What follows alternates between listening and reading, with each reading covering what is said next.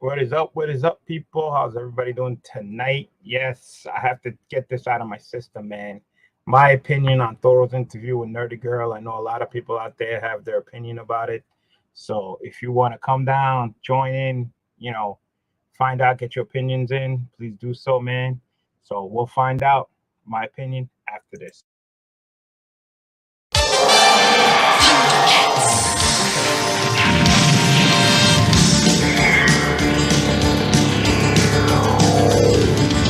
Thunder, thunder, thunder, Thundercats! Ho!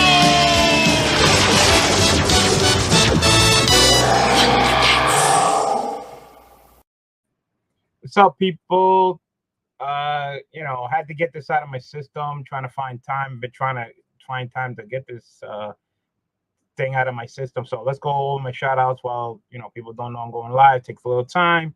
So install my man Erod 212 Express Compost Services, man. Use the word code 10, get 10% off. You can find them on Instagram at ExpressCBP. You can also email them at expresscbp@yahoo.com, guys. You can submit your books to CGC or CBCS. Of course, he has a discount. He passes it on to you. So definitely use my man, the master press himself. Use the warrior code 10, get 10% off.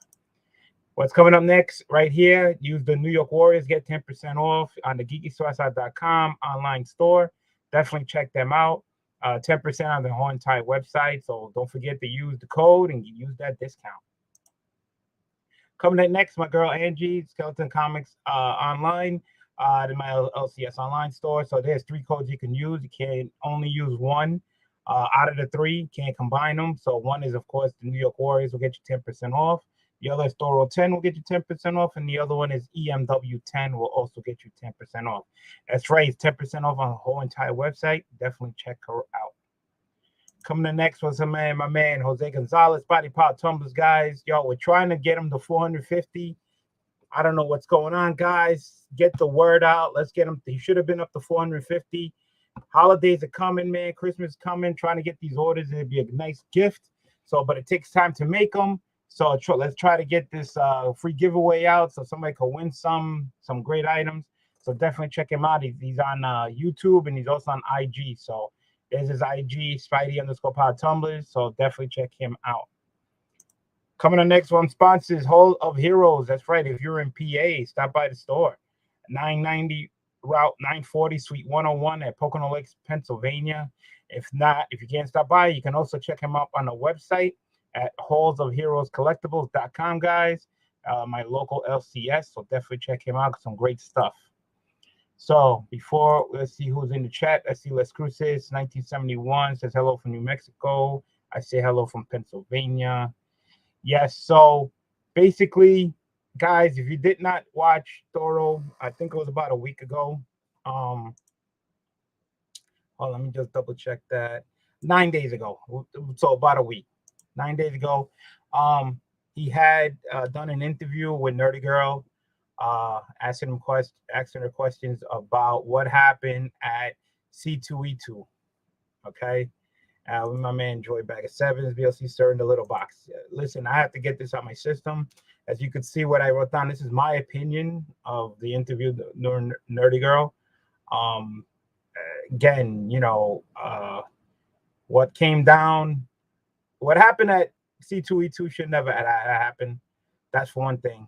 But shout out to Nerdy Girl for coming on Thoro's show to explain her side, and Thoro doing the interview in a professional manner. I got the immortal Boogie Shaq. Hey, Lion fan, what's up, Shaq? How you doing? Shortbox Padawan. Hey, fan, what's going on? This is an open forum, so if you're willing to come on and express your opinion, because this is what it's all about. The thing, like what Thoro said on his show, it says, watch the show. Listen to what Nerdy Girl had to say, and in your opinion, what you think,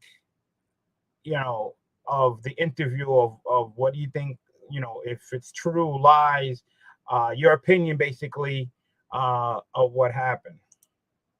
Everybody's saying what's up to each other shortly. Maybe he'll come on, so that'll be cool. Again, anybody's allowed to come on and express their opinion, because that's what it comes down to. But I do have some of the clip I will be showing so we can go through the interview, and at the same time you can give your opinion on what she said and what you think she said. What's up, everyone? Bruce Zayas, man. What's going on? So let me share the screen. I got it at the beginning of the interview. All right. Hustle. I respect the game as long as the game is being played right. That's my biggest motto. But there have been a lot. All right. So right off the bat, Thoro said the hustle of the game, make sure it's done basically in the right manner. Okay. Now we all know that C2E2 blew up. The main cause, I would say, of C2E2 wasn't the influencers, the people that cut the line or whatever the case, because that's what basically started off from what I heard. That somebody cut the line and all this started off, and then they found out about the copies of the book, and then there wasn't enough copies and such and such. So the main blame in the beginning was Black Flag. Let's get that out straight out. He created all this that happened. Should that have happened? No. There was a way around it where they could have did it classy without, stirring up the pot, and they did it like in an immature, amateur way, I should say, because we all know when we go to a con show or whatever, the retailers who are already inside setting up the tables, go to each other's tables before the doors open. They make their deals, they buy books, they trade books, whatever the case may be, but it's behind closed doors. So the main public, the main collectors, I should say, which is us, don't see this while they're going, changing books and selling and stuff like that, which is cool because you don't know what's going behind closed doors. Deals are being made, but again, back in the days, there was no such thing as exclusives. So basically they just exchange books on whatever they were collecting. And maybe, but now this exclusive crap that started where there's only a certain amount of books and people want to get in to get these books. They rush the tables to whatever exclusives they got. There's only 100 copies, blah, blah, blah, blah, blah, blah. So, is this book exclusive the influence of the madness that people are running to? And are the retailers jumping on these books, the exclusive books, to make money?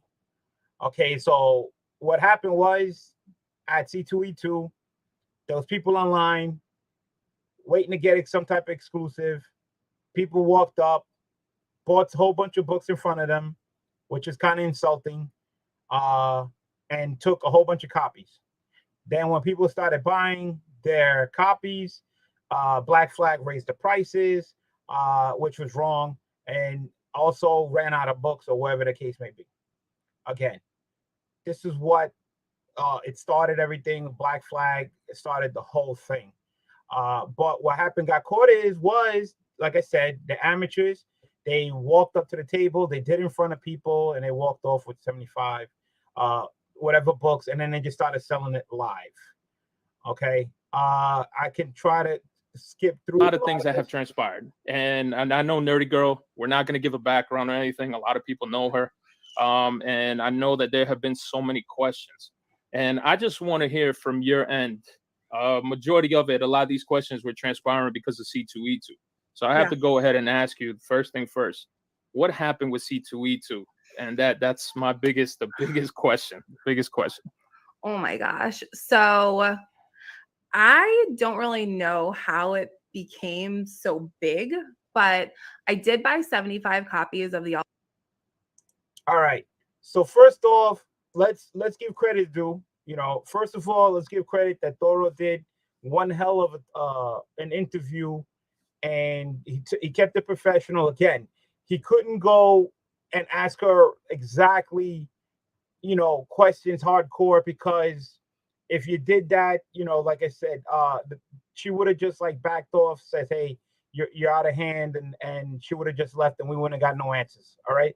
But Nerdy Girl, for showing up and giving her opinion, of what happened. Shout outs to her, because a lot of the other people that were there, uh, didn't come alive, but at least she came out and honestly said, you know, certain questions. She admitted she took 75 copies. Okay. So shout out being honest on that. So she took 75 copies. So let's keep watching and see what happens. Ultimate Fallout. When I bought them, CGC had already graded some of the copies. So Okay, so we're talking about CGC. My man Thoro, we covered on that about CGC already giving labels on this. So CGC made a mistake on that also. They also had a hand of creating on a book that wasn't even sold out yet. So CGC, bad move on that. So let's continue. there were blue label copies in the booth on display.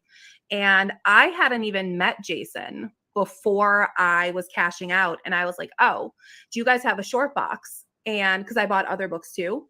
And he was like, well, only if I charge you $10 for it.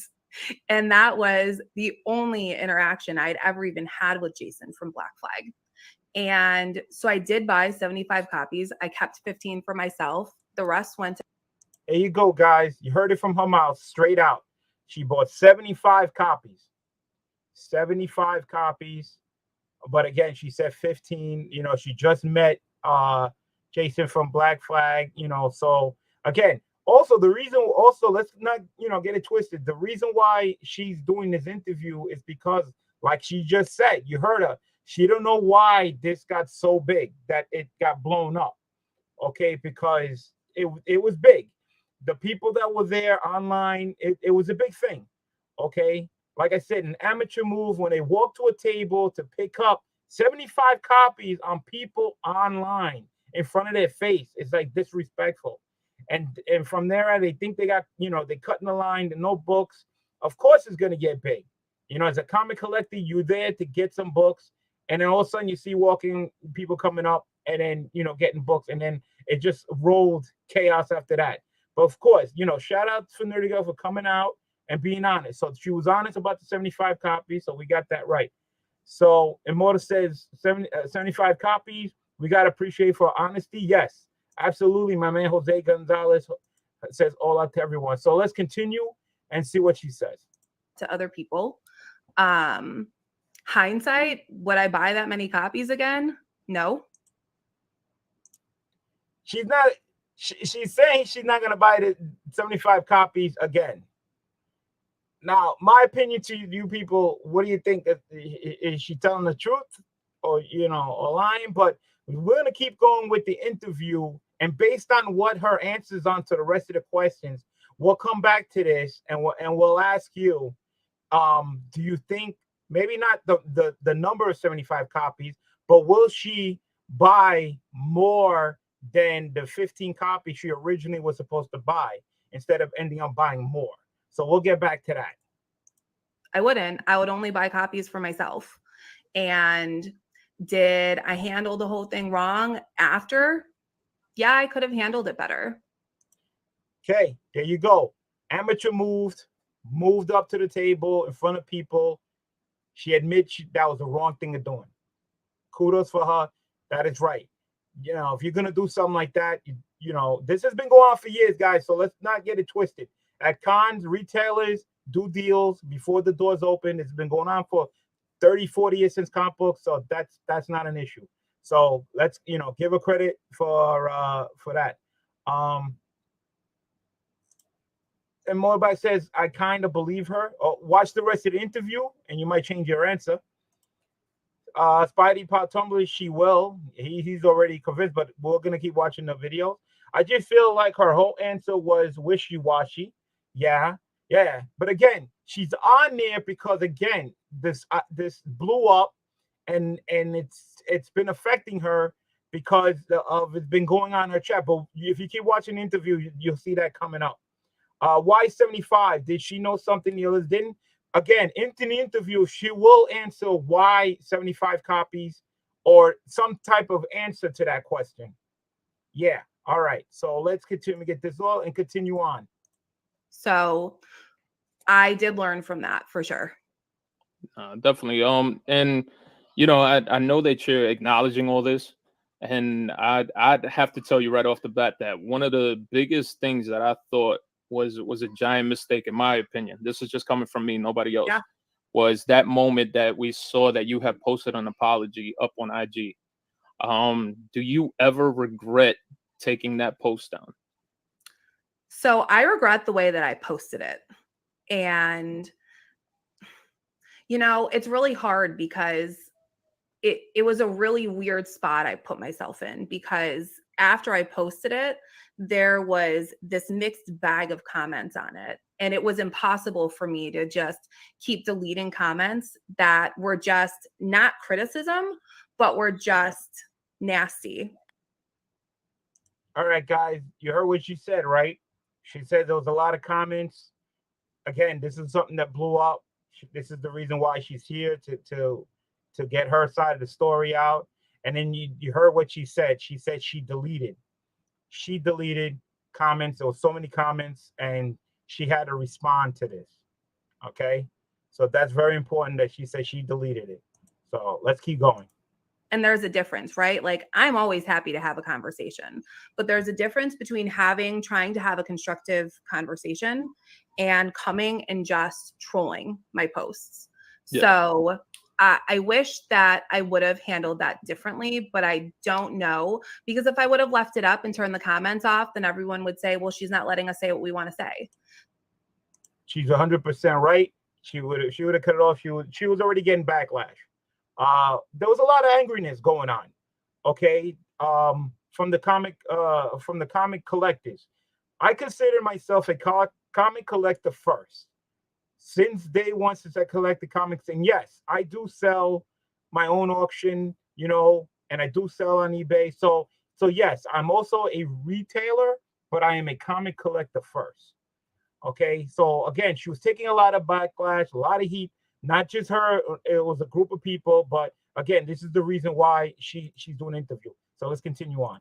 So I was damned if I do and damned if I don't. No, definitely. And for me, I just personally said I thought it was a big mistake. I think you should have left it up. Yeah. Because it made it worse. It made the situation a lot worse. It became one of those things where the transparent. Not only her, there was a post by Gem Mint that he did a post on it, and he got a lot of backlash for his post because he kind of did it wrong. He came out wrong. But again, he tried to do apology or whatever, and again, it was a big situation and they just handled it wrong. So let's keep going. Transparency automatically disappeared. And then after that, your apologies seemed to be insincere. It started to become one of those things where everybody was looking at it, not just myself. There were a lot of people that were like, man, why the hell did she take it down? Now it's starting to seem like she really doesn't give a fuck. Yeah. And that's how it started to, to be viewed by everybody, not just myself, but a lot of people that are out there. And I really genuinely love this community, right? Like, I don't have to go to shows. I can do what I do from home. I go to shows because more than going out and hunting for books, I like after the con when I get to hang out with everyone. So I never want anyone to feel like I don't care about the community and I don't care how people feel. Okay, guys, you heard it right. She could do this at home, but she likes coming out to the community, which I believe so. I believe she comes out to enjoy meeting people, such and such. But you also heard her say that she comes out to cons to hunt for books. Okay, so hunting books could be either for her retail side or her comic hunting for herself for her own collection. The way she explains the 75 copy has me scratching my head. Keep watching the video and she'll describe more on that 75 issue copy short box. So let's keep going. So I'm sorry. All right. And then not even just that. I mean, in your personal opinion, did you actually think that buying 75 copies, what was the motive at that point? What was the motive of buying 75 copies? So I usually don't even play in the modern field. Like, the variant field is very new for me. I've been doing this for almost 20 years. And up until probably the last, I don't know, 6 months or so, I didn't even really go in that variant field. And there was no limit. Hindsight, like I said, I definitely would not have bought those, but I had different people texting me and saying, "Oh, can you get me these? Can you get me these?" And really frequently at shows, people will line swap, right? We're like, "All right, you hit up this line, I'll hit up that line, and you get these, I'll get these, and then we'll trade." So at this point, she's saying that her friends or other people hitting her up from her shows or friends, colleagues, or whatever, saying, "Hey, if you're at the con, can you pick me up some books?" Which is good. We all do that. We all got friends saying, "Hey, can you pick me up some books?" That is true. Again, but again, you heard her say was she there for 75 copies? No. She wasn't there for 75 copies. She was there to pick up a certain amount of copies, and people are asking her to pick up some copies, but somehow, I don't know if it was 75 for her friends, but let's keep watching and see what she keeps saying. So I think that I was in the middle of like that excitement, right? Yeah. And I think that maybe made me have like really bad judgment because I was just in that moment, but I would not do it again. Next time I'm only buying copies for myself, and I'm just saying, nope, not. All right. She says that she's only buying copies for herself the next time around. I'm sorry, but as a comic collector, like she just said a few minutes ago, friends of hers, let's say close friends to her, says, "Hey, can you do me a favor? Can you pick me up? Not a lot of copies. Can you pick me up 2 copies?" Of course, she's going to say, yeah, she's going to pick up some copies. So no, is she going to do it again and pick up copies for her friends? 2 or 3 or 5, regular amounts. Yes, she is going to do that. So that answer basically right there, not figuring it. Let's see. Yeah, but not even then. You don't have 75 friends asking for the same book. I agree. We're gonna keep going watching the interview. No, but she knew there was no limit. Seriously, who has 60 people asked to get the same book? I agree. All right. So it's what Jean said. So let's keep watching the what she says about this Today. Yeah, no, I definitely will have to agree with you on that. That's one of the reasons that I personally will say I never pick up stuff for other people, is because it's you start to to enter that danger zone, especially when it comes to a lot of stuff with with buying things, because optics. It really is all about optics. When people see you walking away with a short box of books, people are gonna say, "Holy shit!" And then what made it even worse, I'm not gonna sit here because I'm only gonna talk about you and between me and you. The biggest thing that I've noticed was that a lot of people were not only complaining about that, but what made it even worse on top of that was that owner, Jason, he came out with his own videos. Then all of a sudden, not only that, he went ahead and started charging people more than what I don't agree that he did that. That is absolutely correct. Jason from Black Flag, this is when it started just keep getting worse. Okay, after the incident, he went live. They seen a video. He said cha-ching. He didn't give 2 shits about the comic collector, which is us. Absolutely nothing. He didn't see nothing wrong with what he did at this point in time. So that made even the people more mad of what was going on. So it was getting bigger and bigger, like he said. So this thing did not blow over. It just kept growing. But at least you heard a nerdy girl admit, saying, yes, what Jason did was absolutely wrong. That's right. When comic collectors who are online finally got up to the table, found out that he was charging more money or didn't have copies, which is bullshit. That's not right. Whatever price you set your book for, everybody should get the same chance and opportunity to get for that price. My man Jose, she bought them and went and selling while people are still online. Yes, absolutely. Not just her, but a whole bunch of. And why 15 for herself? What collecting needs 15 copies at 0.8? I agree, but we're going to keep watching the video and we're going to answer those questions on what she says, and we're going to get down to the truth. I think that was wrong. I think that he should have had one price. That was what it was. Black Flag completely mishandled that. And when I bought them, yes, she admit that, but he's also getting blamed for selling 75 copies for these people that walked up and got all these multiple copies where he knows that he should be saving most of it for the people who are online, the regular customers, which are us. So yeah. So was this handled wrong by Black Flag by giving out 75 copies? Yes. So let's keep going. There were still CGC blue labels. CGC ended up changing their position afterwards, but Black Flag completely mishandled that situation. He should have had limits, and it should have been one price across the board. He was wrong for doing that the way he did.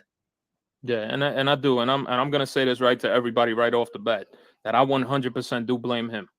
All right, this in the end, we all know what happened with this. A lot of people were saying, hey, you know, these guys were all buying all these books up with the intentions of cornering the market. And now that, you know, Whatnot has stepped into the game. Sir, what Thoro said, right? You heard what he said. Cornering the market, buying all these books. Why would these retailers go to Black Flag, buy 15? Let's just go with the 15 copies. All right, let's not even go with the 75. 15 copies of books. All right, as retailers, what do you think they're going to do with it? Of course, they'll keep 1 or 2 copies for themselves, but what are the rest for? As a retailer, you go in there to do what? Sell books. Bottom line, clear as day, no doubt about it. All right, so let's keep watching this video. It's almost like Whatnot has also changed the playing field for a lot of people. It's become one of those situations where now Whatnot is literally hated by a lot of folks.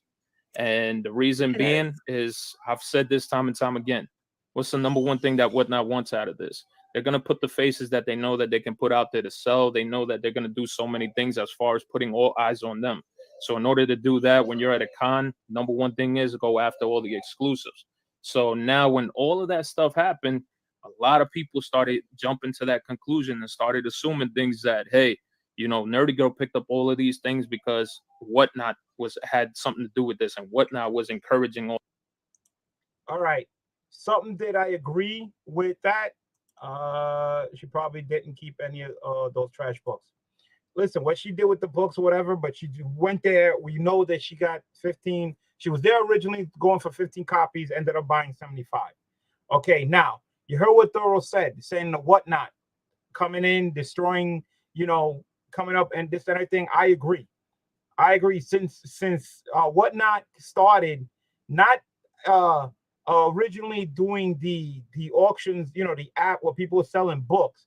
That's not the main issue. The main issue is, like they said, they went out for big names who have a lot of viewers, because when you fill out for Whatnot, they do a background check. They check your YouTube page. They see how many followers you got. You know, they invest, you know, in check out the people that they would come on the show. And of course, they went up to the big people that got the most views. And what happens? Now they're at cons. Okay, they're at cons with big Whatnot symbol. And what are they doing at these cons? Buying exclusives and selling them live at the con. Retailing, selling it right off the bat. Is anything for Comic-Con? When did you ever have anybody who was at a con, you know, selling stuff right there and then? Very, you know, never heard of it. People show what they got their books, or they buy books and then they sell it on their website or whatever the case may be. They could have still bought the books, went home, did a Whatnot show on their channel and sold the books after. No, that's not what the case that happened here. What happened was they bought books, they seen there was a big line, they see the book was hot, and they sold it right off the bat, because what? It's all about money. It's all about money. Real estate, ain't no shame about it. It's clear as day that what's going on. Now, I'm not coming down on Nerdy Girl, you know, that this and everything. We're just going down of what happened on this bad incident that was handled wrong. And of course, the main cause of this whole thing was Black Flag, the way they handled it. Let me see. More comments. I still remember Chad RCG had issues with them. Yep. Let's not forget, they said book was not licensed, authorized by Marvel. I agree. The whole thing just steamrolled. How did CGC you know, give blue labels and all this stuff? The whole thing from Black Flag to the people picking up the 75 books to CGC to Marvel not authorizing his book, the whole thing was just chaos. How can you not say that this incident did not blow up as big as it did with all this going on? Okay, yes, it was going to get this big. So let's keep watching. And again, you heard what Thoro said. You know, Whatnot is cornering like the market, trying to be big name. I agree with that. You see it. They doing a live show. They're selling the books right there and then. You know, so let's keep going and see what Nerdy Girl's response. All this practice from happening. Definitely not. So Whatnot is a vessel to sell. Like, it's no different. Like, I see people standing in lines while they're still walking away from the booth, taking a photo of a book to post it on eBay as a buy it now. So Whatnot does not have any control over what I buy or what I sell. They don't fund anything I buy or sell. I go out and I buy what I want. They are a selling tool for me. I don't get shit.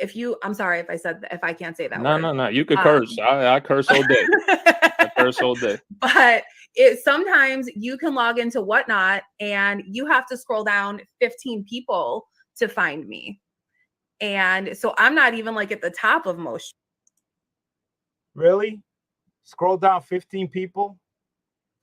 You know, it's finding, you know, listen, it ain't that hard to go on Whatnot and tagging somebody that you, when they do a show coming on, you know, and you follow them and it comes on a list, on a follow list. It ain't hard to find you, okay, when you're doing a show on Whatnot, okay?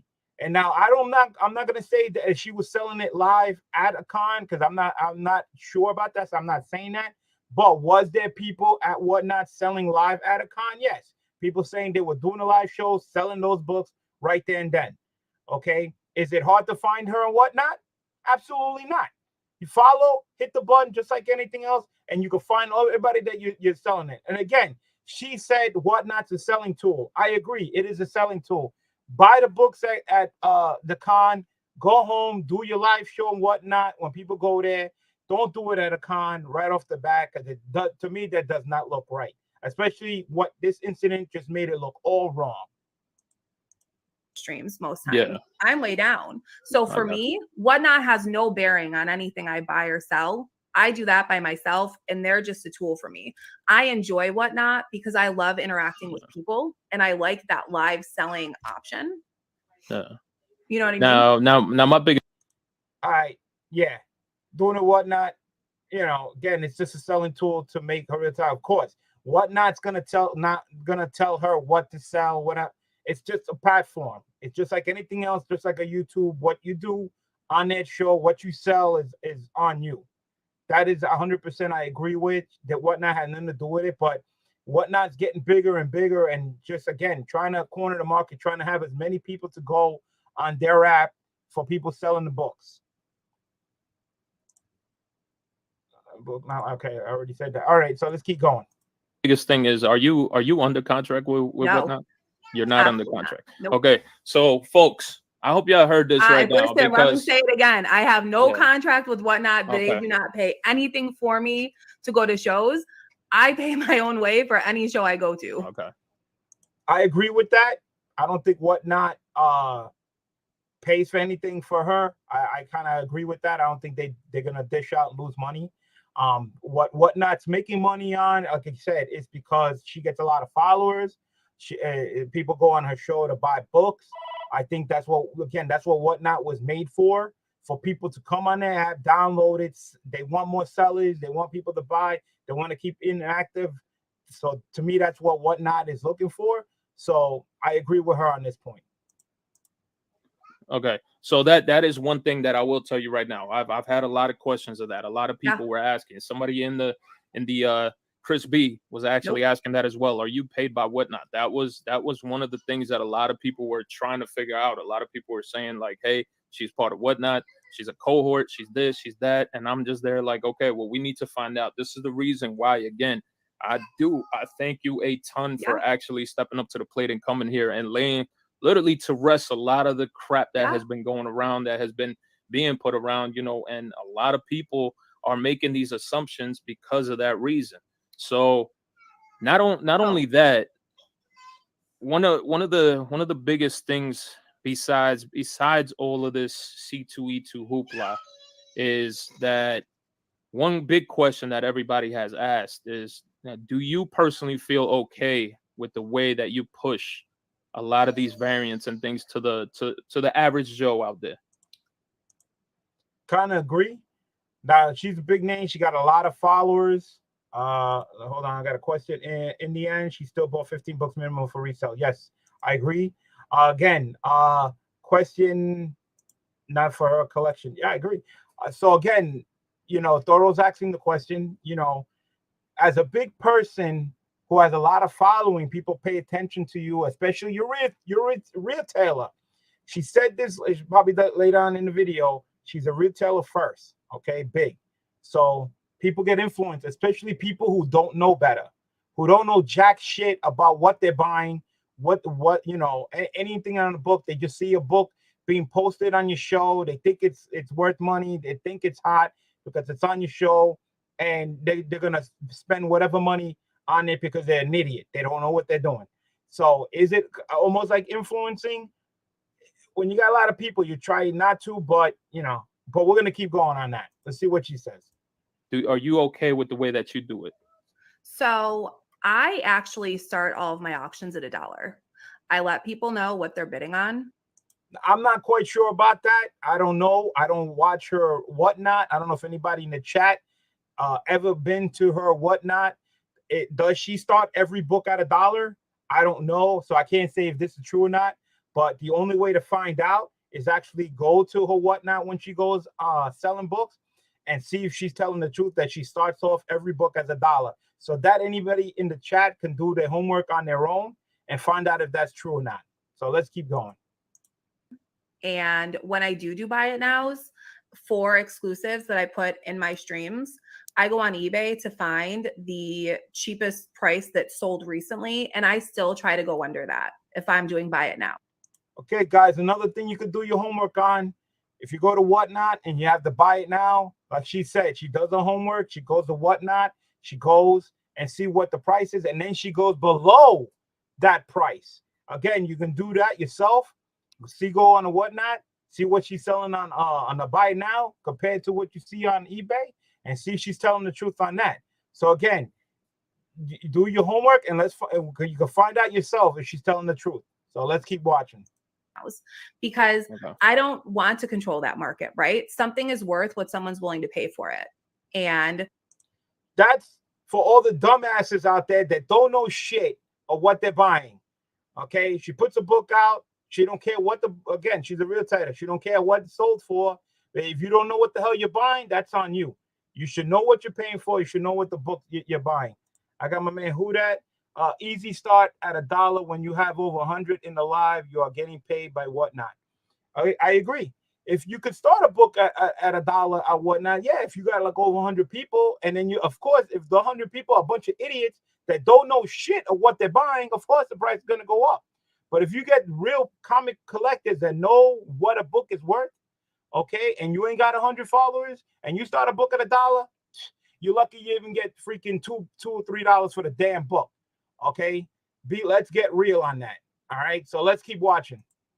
Sometimes books go really high. Sometimes they go for an average of what they're selling for on other venues. Sometimes. Bingo. It's what I just said. She just said it herself. Books go very, very high. Those are the dumbasses that don't know what the fuck they're buying, and they're putting the price up, and they're beating each other up for a book ain't worth shit. Books that go for the value, those are the books that people know what they're paying for, how much it's worth, which is us, and that's what they go for. She just said it herself. That's what she meant by that. Let's keep going. Stuff sells for 40% of what the retail price is. Yeah. If I'm buying something at like Toronto, right? I bought some of the Batman 423s. I let people know what the price was, and I started them at $1. It's not up to me to tell someone what they can bid on something. That's 100% right. She's absolutely right.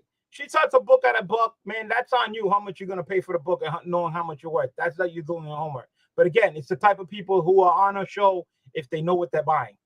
They know what they're buying. If you're paying $200 or $300 for a book that's worth, crap, that's on them. I got Kenneth Birds in the house. Let's keep watching. I'm telling them what the price was at the show. There's a perk for streaming live and on listing on eBay of getting to get books that maybe you can't get because you're not at the show, but you still want those books. So of course, that's what we all do as sellers. You know, we sell books either to upgrade or books that people missed out on. You know, that's what a selling venue is. That's when we do auctions and do buy it nows and stuff like that. Of course, that's what books was sold. Souls that sometimes people missed out on. You know, that's common sense. who am I to tell someone what they can or cannot bid if That's right. You can't tell anybody to bid. You bid on your own, do your own homework. That's on you. I'm starting it at $1? No, definitely. I mean, when it comes to that, I will go ahead and agree, and I will say that a lot of people, when it comes to that, folks need to also learn how to control their pockets. Yeah, I've said this before. 100%. Again, I keep saying it. Know what you're buying. Know how much the book is worth. How much you're willing to pay. Don't get crazy and paying overpriced for a book that's not even close worth it. I mean, unless it's the book that you really need for your collection, or it's something that you don't see very often. You need this book like it's the last book to finish collection. That's on you. Everybody has their own different reasons, but to pay, ridiculous amount of money for a book that ain't worth it, again, it's on you. So let's keep going. Yeah. And pardon my language if it offends you, but I always say it's a dick measuring contest. Sometimes it is. Yeah, everybody wants to say like, "Oh, you're not gonna beat me on this." Sometimes people just really want something. Sometimes it's a battle of who's who. I'm okay saying that. Definitely, and because a lot of folks here have a lot of questions, I do want to address some questions. Yeah. I still have questions Let's to ask. Liz Scott is asking, do you get comps or free items from Whatnot? So anyone who streams live from the Whatnot booth that has a streaming station gets a comp pack. There you go, guys. There you go. You heard it from her. Do they do live shows at Whatnot at the con? Yes. 100%. She just admitted it that some, not her, she don't do it, but some have a live Whatnot station at the con. And what's that for? Sell books right off the box that they just took from a booth and they're selling it red hot, making a big thing out of the book. She got caught on her husband BF account and she was bidding on Heritage too. I did not know that, but again, Thoro went over questions like shell betting and all that stuff. Yes, if that's been going on, there's people doing stuff. What's up, Anthony Cummings? Already, yo, this is an open forum, guys. If you want to come on live and show your opinion on the C2E2 incident and the Nerdy Girl interview, please feel welcome to let me know. I will send you a link on Instagram so you can come on, because this is what it's all about. It's about us, the comic collector, on opinion of what happened, what's going on, and your opinion of the interview and everything. So if you feel willing to come on and give your opinion, that's fine. Just let me know. So I'm gonna keep watching this video and see what she keeps saying about it. And that's for anyone that comes as a streamer to the show. Other than that, I get the same comp back that everyone else gets. So there you heard it. For people who are going live at the Whatnot, at the con, they get some type of package. So they do get something. And she just admitted, though, she doesn't do a live show at the con on Whatnot, but she receives a same box. So she does get something from Whatnot. So you can't say you don't get nothing from Whatnot. Whatnot doesn't give me anything, which she said earlier, but she did receive something that all the Whatnot people get, even though they're not doing live stream. Okay, let's go again. Streams from a show. Okay. So there you guys have it. I'm gonna put up your guys' questions because I know everybody has a ton of questions. I've seen a lot of folks in here asking plenty of questions, and I'm sure that Danielle will be more than glad. She'll be more than happy. Like I told everybody before, she is the person that stepped up to the plate. She's the one that came up here, and she's coming to you guys as honest as possible about a lot of things. All right. Are there things that I agree with what she's done? Absolutely not. There's some things. I agree with that. Shout outs for Nerdy Girl coming off. But again, This is something that was huge, that was big, that was blown up. And she's just coming out and saying her side of the story. Like I said, it does affect her because she admitted that there was a lot of things going in the chat. There was a lot of angry people. So she wanted to clear her name. So she's coming on here. But again, you heard Thoro. Thoro has his opinion. He doesn't agree with everything. I'm here to say my opinion on what's going on what she's saying from what I see as a comic collector. So let's keep watching and see what happens. Things that, yes, I could agree with her. There's a lot of things that this is the reason why she decided to sit down here with me and go ahead so we can learn from each other and have a better understanding exactly what the hell has transpired and why a lot of this, animosity has just freaking just built over time and why a lot of people feel the way that they do. Well, that's easy. Again, it started off at C2E2 where they walked up in front of the people, grabbed a whole bunch of books in front of them, were disrespectful. Okay. Then Black Flag, when people started getting the books, he raised the price. He was running out of books. He gave us all this bull crap. Then the stupid videos about the cha-ching that he didn't really give a shit about the people. Okay. And then they were selling the books right there live for overpriced right off the bat, and people couldn't get their hands on the books. Yeah, of course it's going to get huge and getting big, and just kept growing after that because then everybody came out with some stupid video trying to explain everything, which made no sense and made it worse. So this thing just steamrolled bigger and bigger and bigger, and it just kept on going. So of course, yeah, and it got big. So let's keep watching. We also have Darth Melvin. Darth Melvin asked, as a seller and whatnot, do you get any perks for maybe sales amounts, sales numbers, viewer numbers? No. All right. So none of that. I agree with that. Like I said, Whatnot's just a platform. But again, getting exclusive books and having a whole bunch of them, will that help you, on your Whatnot platform get more people? Yes. Will it pump up your viewership? Have more people? Because, we all know, oh, let's go to Nerdy Girl's channel because she's getting those exclusive books, and the other people, bigger people that's selling books that we can't get on other channels. Yeah. Would it help sales? Will it help the views? Yes. My man Anthony says also Whatnot agenda is changing.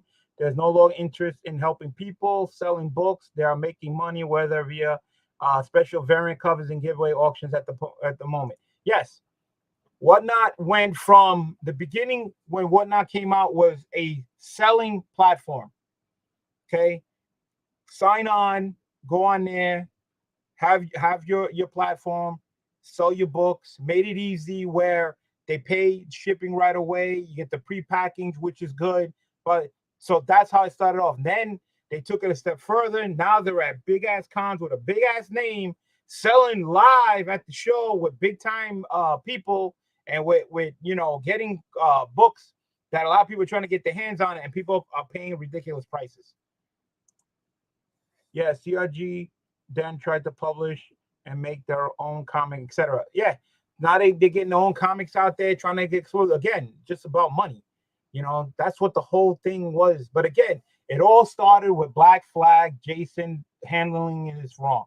Let's get that straight, guys. It started with him, okay? And he also kept making it worse. But part of the problem was these people going there and doing it in front of the people, getting the books. That was a big no-no, okay? We all, like I said before in the beginning of the show, retailers used to make their deals before the con opened, and nobody saw nothing. It's been going on for years, okay? What people don't know, don't hurt them. But when you do it in front of a line of people who paid to get in, and you're taking the 75 bucks, and then after that, all the other shit that happened where the guy raised the price and didn't have no books, yeah, that made it worse, okay? So let's keep watching on the interview. Oh, we got the alchemist in the house. What's going on? I just said, there'll be people. I'll have 100 people in my stream, and there'll be other accounts that have 15, 5. All right, so let's get that straight. That's how Whatnot, and let me tell you something, just not on Whatnot. I do YouTube auctions. It's the same thing. Depending how many people are watching your auction, you make more money, especially if they're bidding over each other for a book. You get a less crowd. You know what it is? You set your price on the book, you sell it for that price on the auction, you know, and be happy that you sold it for the book, and it is what it is. And you know, you took a little loss or a little gain, it's the way it goes. But when you got 100 people watching you, I'm sorry, but if you got over 100 people watching you, that you're doing good. You're doing great. Okay, so let's get that straight. If you're comparing yourself to 100 people for somebody who's only have 15 people, you're big time.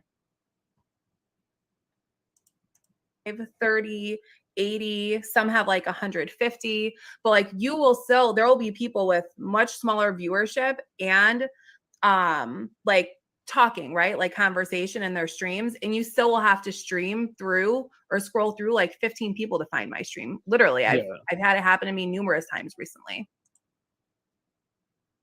No, guys, if you guys been on Whatnot, guys, you can follow the people that you want to follow on the show. There is this thing where you can pick and you follow them, and it says if you want to look at the person that you're following, it comes out with a list, so you know. And there's also a tag where you can tag them, so when they go live, you get an alert going live when they go live when they're doing a Whatnot show. Okay, so let's get that straight. Trying to find somebody on Whatnot is piece of cake. It's easy. It ain't that hard to go and scroll, you know, unless it's your first time. If it's your first time, it's a different story. But if you're already a follower and you already hit that save, you know, for later when they go live, it's really, really easy. Okay, so let's get that right. Damn straight. Hell no. Nerdy Girl can be found easy since she's one of the big logs. Yeah, exactly. So no. All right, cool. I appreciate the response to a lot of these questions, and a big salute to Wayne Watts for that $50 Savage Chat, man. Thank you. You didn't have to do that, but I really, really appreciate that. You really wanted that comment. They wanted to go ahead and say this. But they said people with influence should look out for those that follow them that don't have as much knowledge. If a book is bootleg trash, why push it? Why not let your peeps know to stay away from it? Hashtag with great power comes great responsibility. That is a very, very great question. Whatnot does push sellers to the top of the list. Oh, I agree. Who that? Yep. But that question right there is absolutely correct. Let's see what she says. Okay, he stole my saying because I was going to say that to you today also. Yeah. So if this is strictly in regards to the Ultimate Fallout 4 by calling it a bootleg book, honestly, the entire community has made that book more than a. I believe that statement she's saying about the bootleg book made it bigger because of the community going gaga trying to get their hands on it. Yes, I agree. We are our own worst enemy, and these are the people that don't know shit about the book. Okay, they don't know nothing about comic book. These are probably the new people that don't know nothing that created this problem. The real collectors knew this was a bootleg book, stayed away from it, or a real collector decided, you know what, I just want this book in my collection. Let's get that right. A bootleg book, it's become a piece of comic book history, like it or not, because of all of the craziness surrounding it. Everyone talked about it so much that, like, I looked on eBay the other day because I was just curious. You do notice that she's not answering the question. The question that the person asked as an influencer, if it's a bootleg book, you know, why stay away from it, not pushing it? But she's just giving an excuse that we, you know, the people out there made it bigger than what it already is. Okay, so she's saying it's not a bootleg book, but we created it so much that it's not a bootleg book. But she's not saying that she's not pushing it. But let's keep watching what she's saying. One that say you're right, she pushed it, Black Flag, the other. Yeah, but just keep watching. Let's keep listening. And a 10-0 qualified sold for like $1,200 or $1,300. $1,200-$1,300. You know who bought that book? An idiot that don't know shit. And who was part of this also a problem? CGC. We all already knew that. CGC had a part in this whole, you know, incident going on. They the influencers or non-influencers who bought a lot of books at the table was part of this, but the main person who was part of this was Black Flag Jason. And the people who kept buying this stuff, of bootleg stuff, were also part of the problem. So let's keep going. Like maybe a week and a half ago or something like that. So as I knew what that book was, I told people what that book was. I didn't know that it had like the extra staples at first. I'm okay admitting that.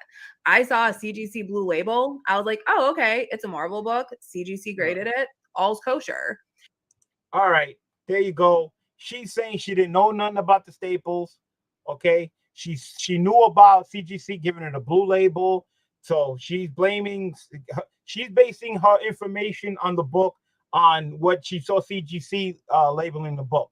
But in the beginning of the interview, she admitted that she was going to the table to get 15 copies. Now, was this information was based on the reason why she went to get the 15 copies, that she saw CGC grading the book, or was she already deciding to go 15 copies no matter what the book was without knowing the staples, that she was going to the table to get 15 copies?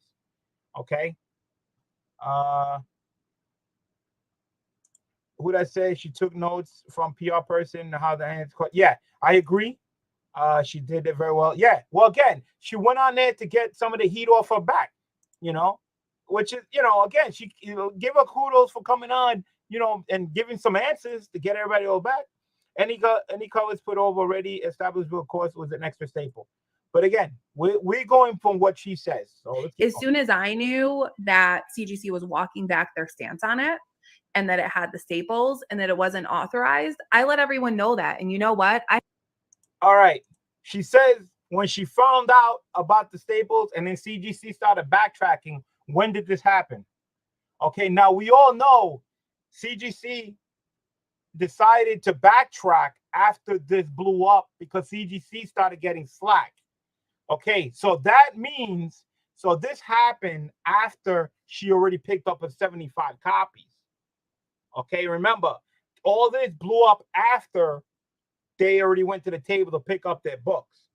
So that means that she found out about CGC backtracking because they were getting heat about the books. But at this point, she already had 75 copies. And now she's saying that she learned all this from CGC. So let's keep going.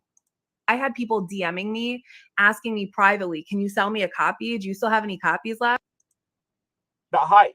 People burn themselves. Again, dummies that don't know shit. Can you get a copy? Can you get a copy? Now, to me, that's just an excuse for her saying, hey, this is the reason why she got all these copies and she was selling it, no big deal. Let me see. CGC took weeks. Yeah, it took weeks after. I guess she didn't know to it beforehand. CGC took 2 weeks to backtrack. Yeah, we know that because we all saw it blow up. We saw, from the beginning to get-go, how everything went back, and when our voices started getting heard because everybody was all upset. Okay, but the time frame of what she's saying about the CGC backtrack and the reason why she went to get the book, but she said she based on the book, saying she didn't know about the staple because she saw CGC graded it, so she didn't know anything about it. But she admitted going to the table already, deciding to get 15 copies. Okay, so and then she's saying that later on when CGC decided to backtrack, then she started warning people. But by then it was already too late because she already bought her 75 copies. This is just the point because it's starting blowing up. But let's keep on going. And when I would go on Whatnot, it was the first thing. Do you have the Ultimate Fallout 4? So I'm telling people what they're bidding on, and they're still asking for it and choosing to bid on it. So again, if they want to bid on something and they know what it is, because I've shared everything I know about it, what do I do? Again, yeah, it's already too late. People already, the thing blown up. Idiots that don't know about the book are buying this shit left and right. Yeah, of course, you're going to tell them about the book because it's so hot right now because the idiots are buying it. Yeah, of course you could tell them, hey, this is wrong with the book, blah, blah, blah, blah, and they still want to buy it. Of course, you're not going to say no, you're a retailer, but at least she said she tried to explain to them what the book is and people didn't care. So again, were these people that's part of the problem? Yeah, but the time she told about the book, it's already too late. It's already big. So who cares? But let's keep going. no, you can't have what you want?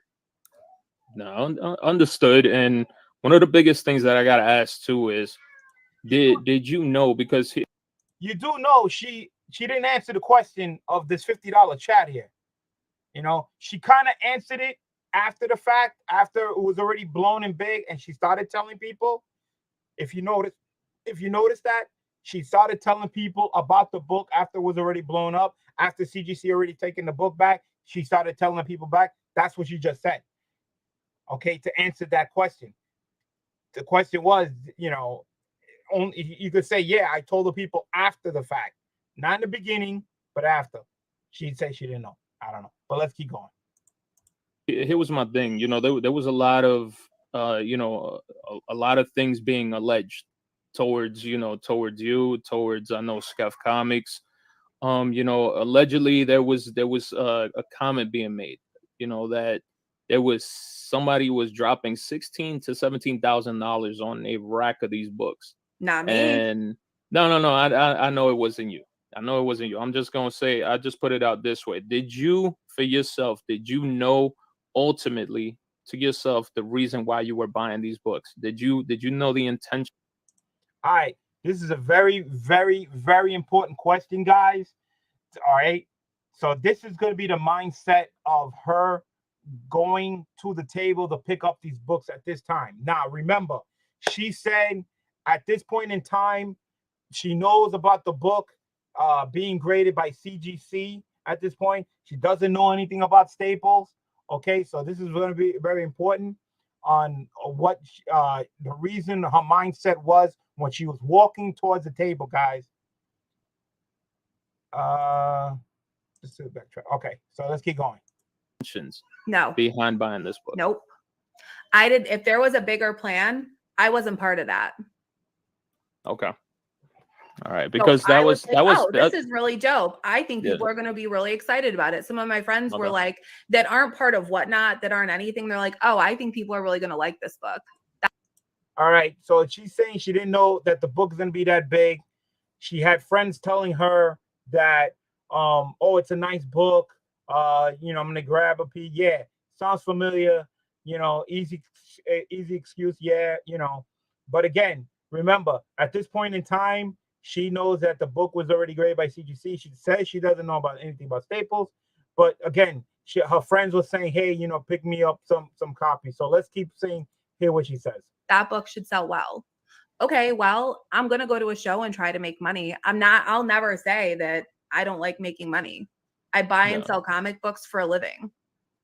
Yeah, because a lot of people came down to that, to that conclusion, that assumption, whatever you want to call it. And the reason why was because everybody was like, hey, Nerdy Girl bought 75 copies. And when that came out, then all right. So she went, like you said, she went and picked up 75 copies. She admitted picking up 75 copies. She kept 15 copies. So there was 60 copies. She just said she's a seller. She's gonna sell. So she sold 60 copies. She just admitted that. So we know that. So we'll listen to the video. Remember that you started saying, hey, like there's people that asked me to pick it up for them. There was people there was that. So now at least you understand yourself that shit.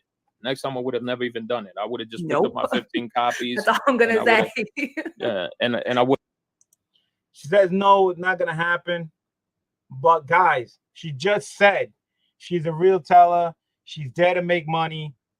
Of course, I believe she's not gonna do this in front of people again. All right, because that's not the way it's handled. We all know, I said it from the beginning, retailers go behind the scenes and make their deals. She already admits she's there to make money. What's going to happen is she's going to go behind closed doors and do it the right way where nobody knows nothing, get to her total books or whatever the case may be, whatever the amount is, and she's going to make money and sell the book. So let's get that straight out. But is she going to go and make that deal in front of people doing it online? Absolutely not, because she already knows what's going to happen when people see what's going on. So let's get that right. Would have, and I would have just done it. Yeah, and I would have just done it that way. But the biggest thing that everybody was just thinking, including myself, I was sitting there at that point, at that very moment where I was saying, hey, you know what? Honestly, they went and dropped that much money on a book that was brand new. If you're giving me, even if I was dropping $1,000, the first thing that would come straight to my mind was not dropping $1,000 on an Ultimate Fallout 4 acetate. It would be, hey, let me go buy, whatever book A Silver Age that's key. a Silver Age Yeah. key. I agree with that. I ain't spending no damn $1,000 on an acetate cover modern book crap. That ain't worth what that money is.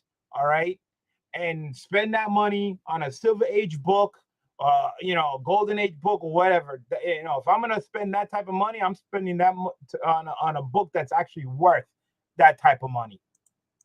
And that was my mentality. That's where I was just like, this doesn't make freaking sense whatsoever. Yeah. I was like, why the hell would they go and buy and spend that much money on this set of books? And then again, like I said, the guy Jason, he fucked up big time by going ahead and freaking all of a sudden when he said, oh, we ran out, hey, we So do bad. have some more, but we're gonna sell it for more. It's not That gonna was go so for that wrong. price. That's bullshit. The fucking Jason screwed that up. Oh yeah, I found more, and he wants to raise the price. I'm sorry, dude, but once you set a price on a book, you're making money anyway on a crappy book anyway. Okay, so you should have just kept it that way. You set your price, okay, and sell all your books at that price. If it's sold out, it's sold out. You made your money. Okay, that's another mistake he did. That should never have happened. So let's keep going. Price. And And you that got the limit. Yeah, and that's where it started to, there was just Kind of more fuel snowball. being added to the fire, and it Yeah. was just going. That's also part of him selling 75 copies, to one person. Because remember, there was a few people that went there and picked up a lot of copies. She's just one that picked up 75 copies, but there was other people there that picked up multiple copies at the table. Okay, so yes, Jason should have put a limit on books, but he should have made a limit on the people who came out and getting 75 copies. Says, I'm sorry, but yeah, I'm only doing 5 or 10 copies for the retailers, but I have to keep the majority of people for the comic collectors who are online, okay? Because they were going to sell out anyway. So let's keep going. Crazy after that. So not only that, but how do you feel, yourself being an influencer? Because you I'm technically not are. an influencer. I'm an ambassador of the hobby. Okay. And I never went into this. I'm a retailer. All right, guys, you heard it there. She don't like the word influencer, whatever the case may be. As a person who has a lot of following, you do kind of influence people, even though you might not want to, but you kind of are. But the main word here that she says, she's a retailer. Retailer. Okay. I am a comic collector first. She's a retailer first, but she's also a comic hunter. Like you heard her say before, she goes to cons to go comic book hunting, and she does collect for over 20 years. So in her mind, she's a retailer first, comic collector second. The rest of us, we're comic collectors first. But yes, some of us sell on YouTube, some of us sell in eBay or Instagram or whatever the case may be. So that's second, but we are comic collectors first. Again, most of us who sell on YouTube, Instagram, we do that to support our comic hunting, our comic collecting. We invest the money back into that. Retailers put money in their pocket. They make money. It's their livelihood. Okay. So for them, for you, they don't care. It's all about the money. Retailers always collect. They always care about the money. They don't care about you. They collect about the money. So let's get that right. So let's keep going. I buy and sell comic books. I don't put out spec. I don't talk about spec. I don't know what the top trending characters are in movies because I'm so behind on. I haven't watched Werewolf. I haven't watched Thor. I haven't seen any of them because I have no time. Nah. So you heard it. She doesn't do spec. She doesn't do this. She doesn't do that. All she does is sell books. Simple as that. So again, retailing first. Don't care about specs, whatever. So she doesn't consider herself an influencer. But again, when you're a top seller and you're selling books, you kind of influence a little bit, maybe not on your part, but you do influence a little bit. So let's keep going. Definitely. Finish that question though. But do you honestly, you don't believe that you influence the community? Well, period? I feel like I kind of do, but I don't always mean to. And when someone asks me, so there you go. She admitted it that she kind of do, but she doesn't do it on purpose. But she just admitted that she's a slight influencer, a little bit. All right, and she came out of her own mouth. me what they should buy when they're coming into the hobby, I tell everyone, buy quality over quantity. Find the best book you can, and that's what you should spend your money on. And you should never spend more than you can afford to lose. And get a GP analysis subscription. She should have said that when she started selling those damn acetate books in the beginning. Tell her quality over quantity, blah, blah, blah, blah, blah, blah, blah, because that book wasn't worth as much, and she was making hand over foot. But did it really matter at that point? She don't give a shit. She was, again, a real teller. She was making her money. Again, can you blame her? No, because there's a bunch of idiots that went out there and started spending money on books that wasn't worth it. And she's seen it, and she just rolled with it. Whose fault is that? Bunch of idiots buying stuff that's not worth it. So let's keep going. Because that data, especially for vintage books, that $10 a month you spend, and I have no sponsorship with them, I'll say that. It's just my personal go-to for sales data. Gotcha. Okay. And then there's a question right here also said, they said, because this was another thing. This isn't the only person that's asked this. I've had a lot of people. What was the reason behind you booting a lot of people off of your lives on Whatnot? Gosh. So I wasn't doing that. So right after C2E2 happened, I know that people were streaming my streams. And all right, so here we go. Right after C2E2, all this blew up. Angry people left and right. Everybody was talking about it. It was the hottest subject there was. Everybody was talking about it. People that were there, they're getting, talking about cutting line at this point. This book person bought 75 books. This person bought a whole bunch of books. They were selling it live at the show. They were selling for $100. People were angry. They were upset. They go on her show. They were all typing in blah, blah, blah, blah. She's going to say what happened with the people. Let's hear it. People wanted to know what I was selling, and my streams were getting inundated with just spammy comments. So I had moderators, and I can't control what a moderator does. So of course you pick your moderators, and then you tell the moderators, to watch the chat for you, for people who are getting unruly, who's saying nasty shit, bots or whatever the case may be. That's what moderators do. So of course there was probably a lot of angry people out there, but the thing is, was all the comments that got deleted, were they ruly? Were they out of context? Were they, some of them just asking simple questions on what happened that day, and they were getting booted off? I think, they just, at this point in time, they were getting rid of the ruly people, all those nasty comments out. But I believe also they were also eliminating people that were just asking questions because they didn't want to answer them at this point because it was such a hot topic. But I'm not 100% sure, but that's my opinion. But let's keep hearing. Because I don't even see it. Like, I think that people got booted and comments were there that I didn't even see because that chat was going so fast that if anyone got booted from that stream that was asking a genuine question, I'm sorry. I couldn't see what my moderators were doing. And I even had a conversation afterwards where I was like, guys, if I mod you, be mindful of what you're doing. You can't. All right. So she told her moderators after the fact, after all this happened, says, be mindful, only boot the people that were unruly and blah, blah, blah. But these people should have known that from the get-go, from the beginning, if they were moderators, which I have like one now already, a bot now.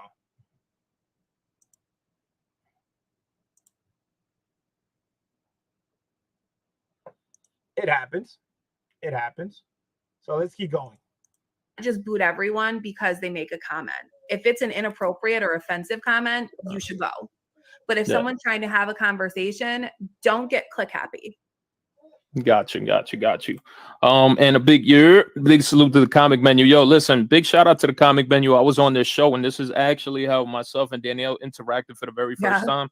And she was the one. This is why I tell everybody I give her props. She's the one that said, "Hey, we should have had a conversation about this a while back.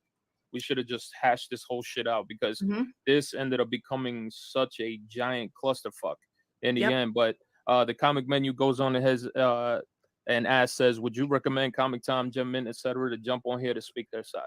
So I can only speak for myself. I have no. I agree with that. She's here to clear her name, her side of the story. She can't answer for other people of who were there that happened. So I agree. Again, only she can only speak for herself. No comment for that one. All right, hey, I can only perfect, speak for perfectly myself, and fine. I felt like I personally felt like we needed to sit down and have a conversation. All right, and here's another one too that Sorry, people were comic asking menu. me. You guys are awesome. This is another one that a lot of people were actually asking me like profusely. They were asking Yeah. me through DMs. They were asking me. I know Nacho Hernandez. He's here, and he was saying, hey, she doesn't need to spec. She has all her other whatnot people to tell her what to spec on. And I want to ask you. And this has been something I don't that's even been watch those videos. I can't. all I right. don't even pay attention to that. Like, I don't have time to watch YouTube videos. Okay, she doesn't spec. She doesn't have people that spec to give her information, but she does listen to her friends saying, "Hey, can you pick up this book? I think this book is going to be good," because she did admit that earlier. So that's how she, I don't know if that's the reason why she went for the acetate book that her friend said, "Hey, pick me a couple copies," but she did admit to that though. But she said she doesn't spec on books. I'm busy doing my own thing and running my own Yeah. business. I don't pay attention to what's trending. Jump into my stream. The way I know if something is popular, usually, especially a modern book, is if someone in my chat is calling it out and saying, "Oh, this is optioned," or "Oh, this is in this is why this is important." So I don't need anyone else to tell me what to spec on because I don't spec. There you go, guys. You heard 100%. She don't spec, and she already told you. Like I said before, she listened to her friends. She listened to whoever in the chat says, "Hey, what about this book? Blah blah blah blah." That it might be hot. So as a retailer, I guess that's how she gets information on getting the hot books to sell. Because remember, it's all about money selling. You got to find what the hot books are, what's going to sell. So that's what she's basing on. So that's what she said. All right, there you guys have it. Now, we also have a great question from Liz Scott. Liz Scott goes on and says, if you thought that there should have been a limit on the copies, why didn't you restrain yourself from buying so many copies, especially after your quality over quantity comment? Great question. We were talking about that earlier when she said about the quality. This and I think I said the same thing, about the acetate book. Okay. Now we're going to find out, what her answer is to this question. Really fair question, Liz. So I didn't know that, first of all, it was going to turn out the way I did. Hindsight is a bitch. I intended to buy 15. And when he said there's no limit, I looked at the line. I assumed that there would be enough for everyone, even if I only bought 5 copies. There was someone else around the line more that had a deal, I guess, with Jason that he would have bought them all anyways. So everyone from me to that point would have gotten whatever copies they were going to get. All right, guys, you heard her. She was only there. Remember, she went based on what she said. She went to this table to pick up this book because a friend said, "All right, pick me up some copies." Somebody in the chat said, "Hey, can you get some books? I think it's going to be good." She said she based on that she didn't know about the staples because CGC already had blue labels on it. So basically, on that information, she was at this table. She said she was going for 15 books. Okay. Now, she was going there for 15 books. She said earlier that she kept 15 books. Okay. And she was there to pick up books for her friends. So was the 15 books originally some for her and some for her friends? or the 15 books were for her only, and then she was going to pick up more friends. She said there was other people there. There was no limit. They were going to buy a whole bunch of books. She saw a huge line. Okay. She saw a huge line at the table. Now, the line that we're talking about are comic collectors. Okay. These are the people like us, that pay to get into the con to get online to buy a book. That's what she saw. Okay. She asked Jason, saying there ain't no limit. Now, at this time frame, she is a retailer. Okay. She said it. She admitted she's a retailer first. That's why she's at this table at this point in time. She's a retailer to buy 15 books. As a retailer, there's no limit. You see a line of books. Yeah, not a line of books. You see a line of people waiting to get a book. As a retailer, in your state of mind, what are you thinking? No limit on the books. I'm going to buy a whole bunch of copies to sell. Looks hot. Line of people willing to pay. She says, oh, Jason, Black Flag, should have enough copies in the back to sell to all those people online. Again, she's absolutely right. It is his responsibility to have all these books for the people online. It's his fault. But again, in her mind, the question is, she said, quality over quantity. She saw a bunch of people. She was only there. She admitted she was only there for 15 books. She decided to get 75. At this point in time, she's not thinking about people. Again, she said it's Jason's responsibility. She's a retailer. She's there for her own money. It's all for her. And not just her. Like she said, there was another guy there willing to buy a whole bunch of books. Again, there's people online watching this.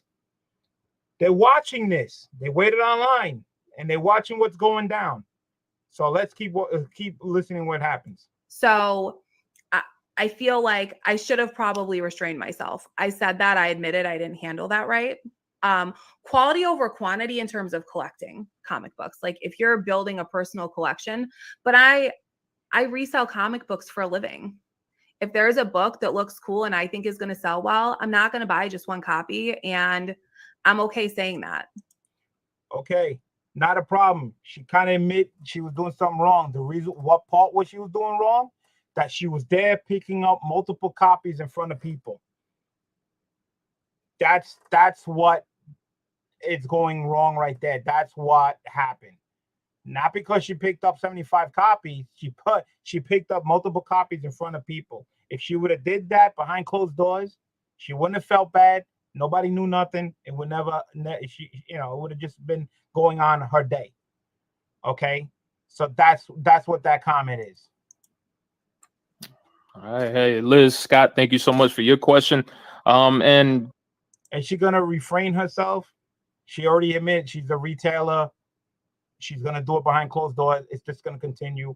Maybe not 75 copies, but she's still going to buy multiple copies. And it's been going on for years. So again, that's how it's done. So nobody knows nothing. So it don't blow up. So let's keep going. There's one more thing that I need to lay to rest. Ask. All right. Because this was another thing that was looking kind of ugly. Yeah. So after the whole acetate gate happened, and I started breaking down the numbers of how many 10-0s, how many 9.9. So before he even gets to this question, Anthony had a question.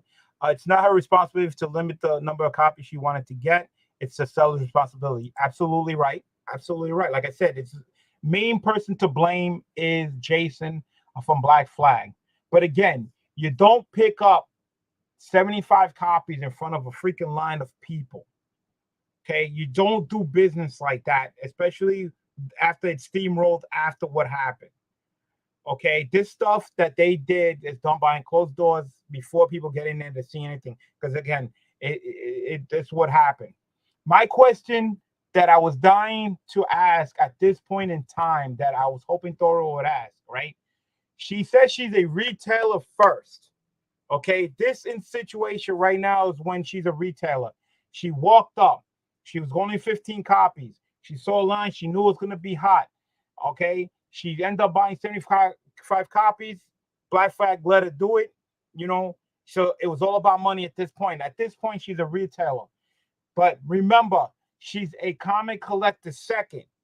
So what I wanted to ask her, not as a retailer, but as a comic collector, I want her to put herself as a comic collector's viewpoint, meaning wait outside. You buy your VIP ticket. You're waiting online outside.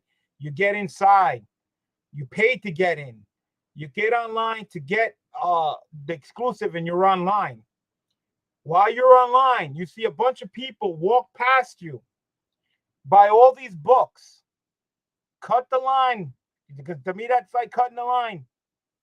Then after that, the time you get up there, this dude Jason hits you with the, well, I gotta find more copies. I gotta get more, I'm gonna charge more money. I want her to give me her opinion when as a comic collector, at this point in time, what she's thinking, what she just saw, how she would feel, a reverse, not being a retailer, but being a comic collector, and her opinion at this point in time, what she think is going on, what she just saw. And I guarantee you it'll be a totally different answer. Okay. It ain't this, it ain't that. As a retailer, you'll be pissed off. Let's get it right. She'll be just like everybody else on the line as a regular collector. What the hell just happened? This is not right. This is bull. Blah, blah, blah, blah, blah, blah, blah. Oh, they're selling it on whatnot. On live right now. She, she could see herself on the other side of the mirror, looking back and seeing, oh, yeah, as the retailer, yeah, I did do it wrong. That wasn't right. I wanted to ask that question. Did she also think that she cut the line at that point? I wanted her to answer that question. We never got I never got a chance to ask her, but if she ever watches this video, I would like to know her opinion as a comic collector at this viewpoint, how she would have felt, how she would have acted. Guarantee you she would have acted just like everybody on that line, and seen a group of people go up there and did the people on the line dirty. And again, this is Black Flag's fault for letting it happen.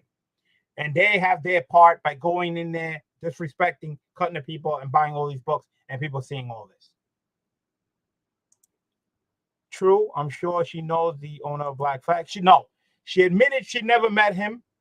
She admitted during this video that she met him for the first time at the table. She admit this.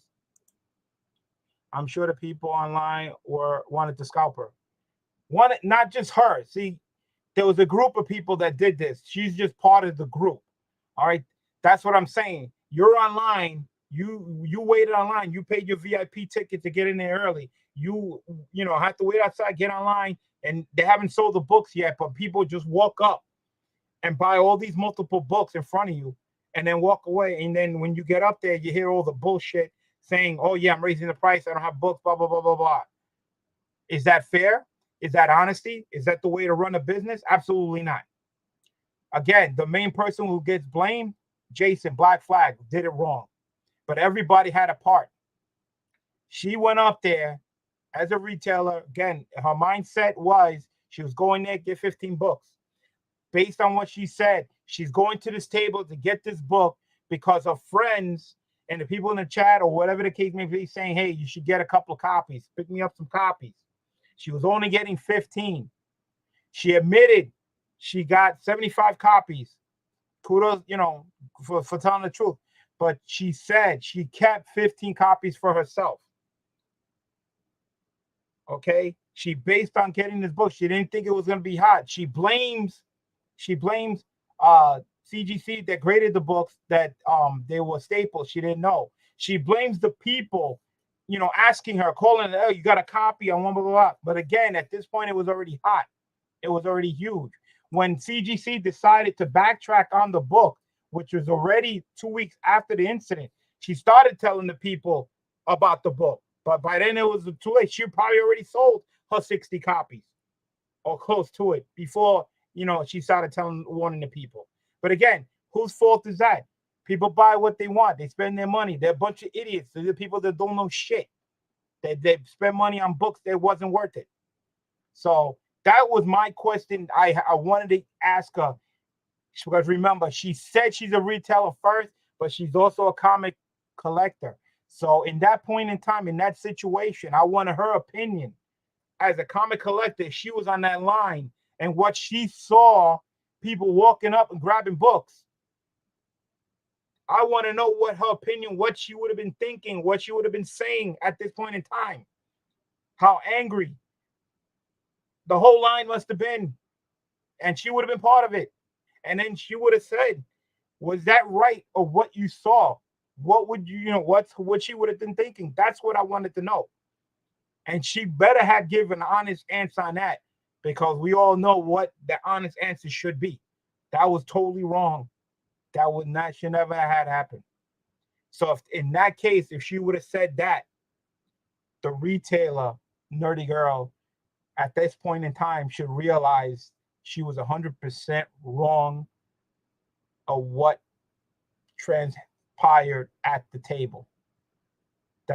And my point is not getting to 75 books. Yeah, it's a 75 book, but at that point in time, to do that in front of the line instead of going, hey, doing the deal when the doors are closed. But she admitted she didn't know Jason. So we don't know. So let's keep going with the interview. 979.8. So now people started making the assumption right off the bat because you had taken a picture with a CGC certificate of grading. So I was waiting for this question. I was ready for this question. All right. So it started to look bad because a lot of people were like, her picture was up and then all of a sudden it got taken down. And now everybody started to go ahead. Pull up my Instagram profile on a split screen. And if you scroll back to, I think it's like July 11th, you'll see the photo is still there with a revised comment. I just unpinned it from my page because it was just getting troll comments. And again, if I turn my comments off, I'm wrong. If I let people comment, I need to constantly delete. So maybe the solution is also, if you have something to say, come talk to me. Don't talk about me, talk to me. But also, don't just leave spam comments. If you don't like me, that's okay. I understand. I am not everyone's cup of tea. But you don't have to come to my page and be disrespectful. All right. People are going to a page, seeing this thing, putting rude comments. She says, come talk to me, this, that, and everything. But again, guys, let me tell you something. If you want to actually talk to somebody and tell them the absolute truth on how you feel or what you think your opinion is to somebody, they're not going to like it. They don't want to hear it. They don't want to talk to you. They'll probably block you, whatever the case may be. Some people just cannot handle the truth. So telling somebody live, just anything, pretty much, you're probably not going to get any answer. You probably just get booted and blocked, because they just don't want to hear it from you. So, but if that's the way they want to, accept whatever answer you want to tell them, you want to tell them live, hey, go right ahead. But guarantee you, they're probably not going to listen to you anyway. All right. I know that you're on social media like crazy. Yep, so keep going. Hang on, let me see. Keep going. It's after San Diego. You can scroll faster. All right. All right, keep going. That's August. We're almost there. Closer. Right after this. It's coming up really soon. Okay, see? There we go. It's right there. I got you. So it's not that one. Go over 2 more. I think you have to go over 2 more. Because that's the one that people, yep. See, this one right here. You can look where I revised that comment to say, I'm not a CGC grader. So yeah, there was a lot of people I've noticed. Certificate that little Noah got. CGC put on a 2-day, and someone commented that like, I got a tour of the CGC facility. I wish I could have a tour of the CGC facility because I'm curious of what it looks like. But they put on a grading academy at a hotel. And people applied to get in, and some people were invited to attend it, where they just kind of walk through the grading process. I won the grading contest at the academy, but I've been doing this for almost 20 years. I should know how to grade a comic book after all the books I've handled. But all this is a simple, it's like a participation trophy, literally, for saying, oh, you attended the academy, you did. Guys, remember what you said. grading books. She was #1 or whatever the case may be. She's been collecting books. Let's get it right. It's not the retelling part. She collecting books for over 20 years. So again, like I said, she's a retailer first, but she's also a comic collector second. Did it. I don't work for CGC. I'll never be Hold a on. grader. It's not my cup of tea. And I don't know how they decide what to grade. I disagree with their decision on the Ultimate Fallout. Yeah, I because think that at one point, there was a big rumor coming out, and Yeah. it literally started saying that with like, oh, you know, that the 10.0s and 9.9s came from Nerdy Girl because she was the one buying up the books. So this is why I want to put everything down, you know, lay it down to rest, make sure that everything is being I agree with that. She has nothing to do with the grading of those books or whatever. She just took some type of course. So let's just explained thoroughly. Yeah. And that's and we, again, I really do appreciate you coming on here and being able to answer, because a lot of people do have a lot of questions.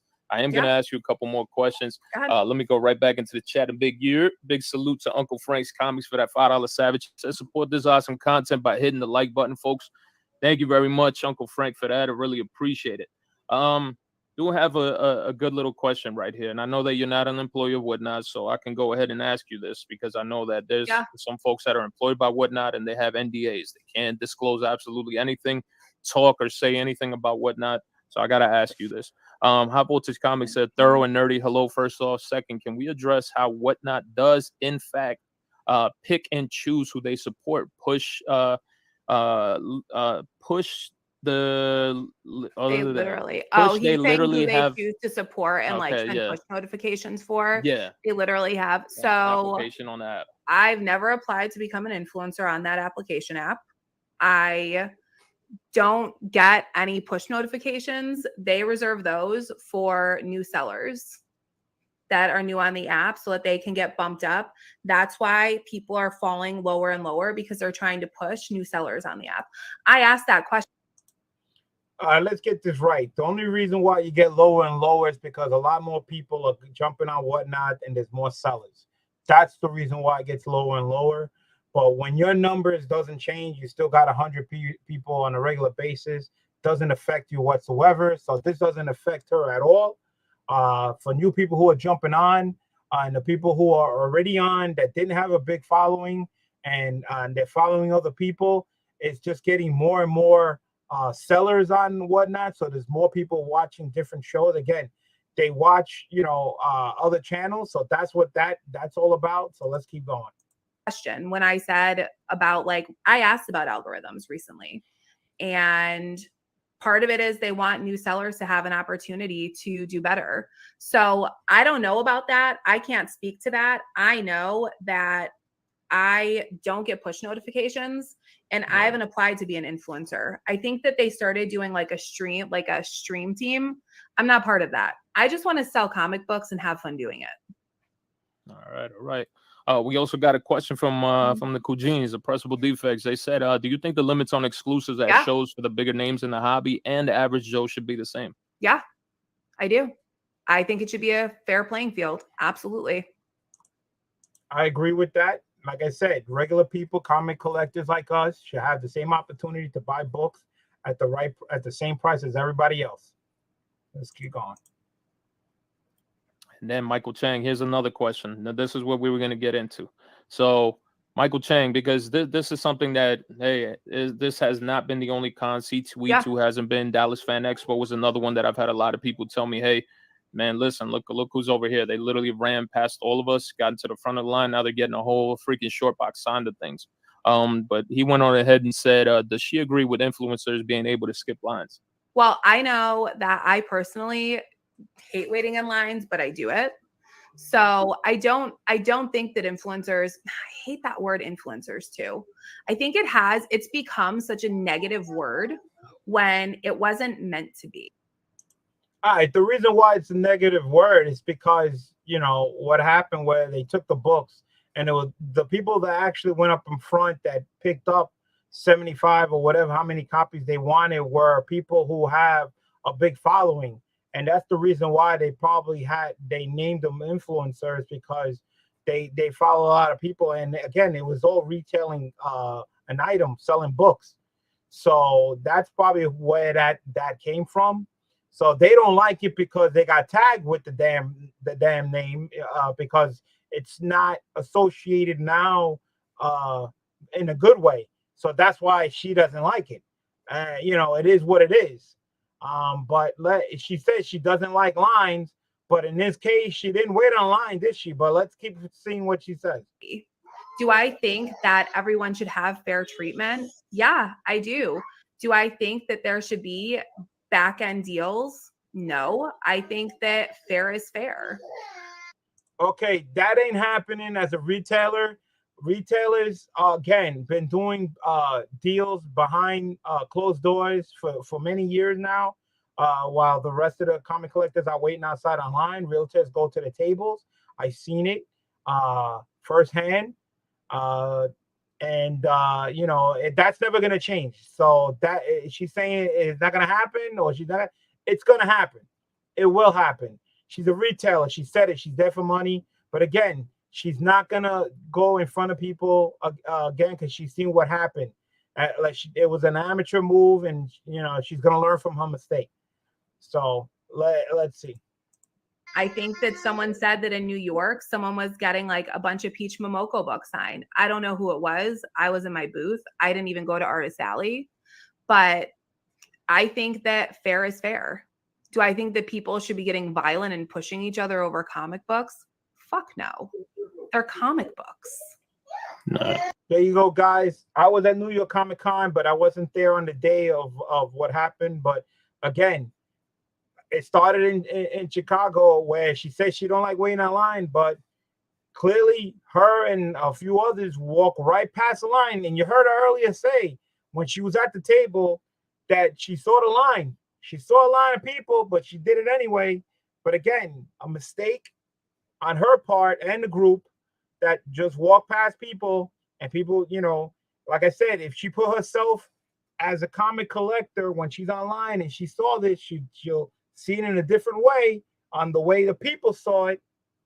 Okay, so let's get that right. And again, this happened in New York Comic Con. In New York, I'm sorry, but we don't play that shit. You cut the line, shit happens. We don't take crap like that. So let's keep going. Also, another great question. This came via IG. They went on and asked us, said, as someone who has a level of influence, what, if any, do you think your level of responsibility should be? Just to make it clear, she never did answer the question about cutting the line when she walked up there. All right, so let's just get that right off.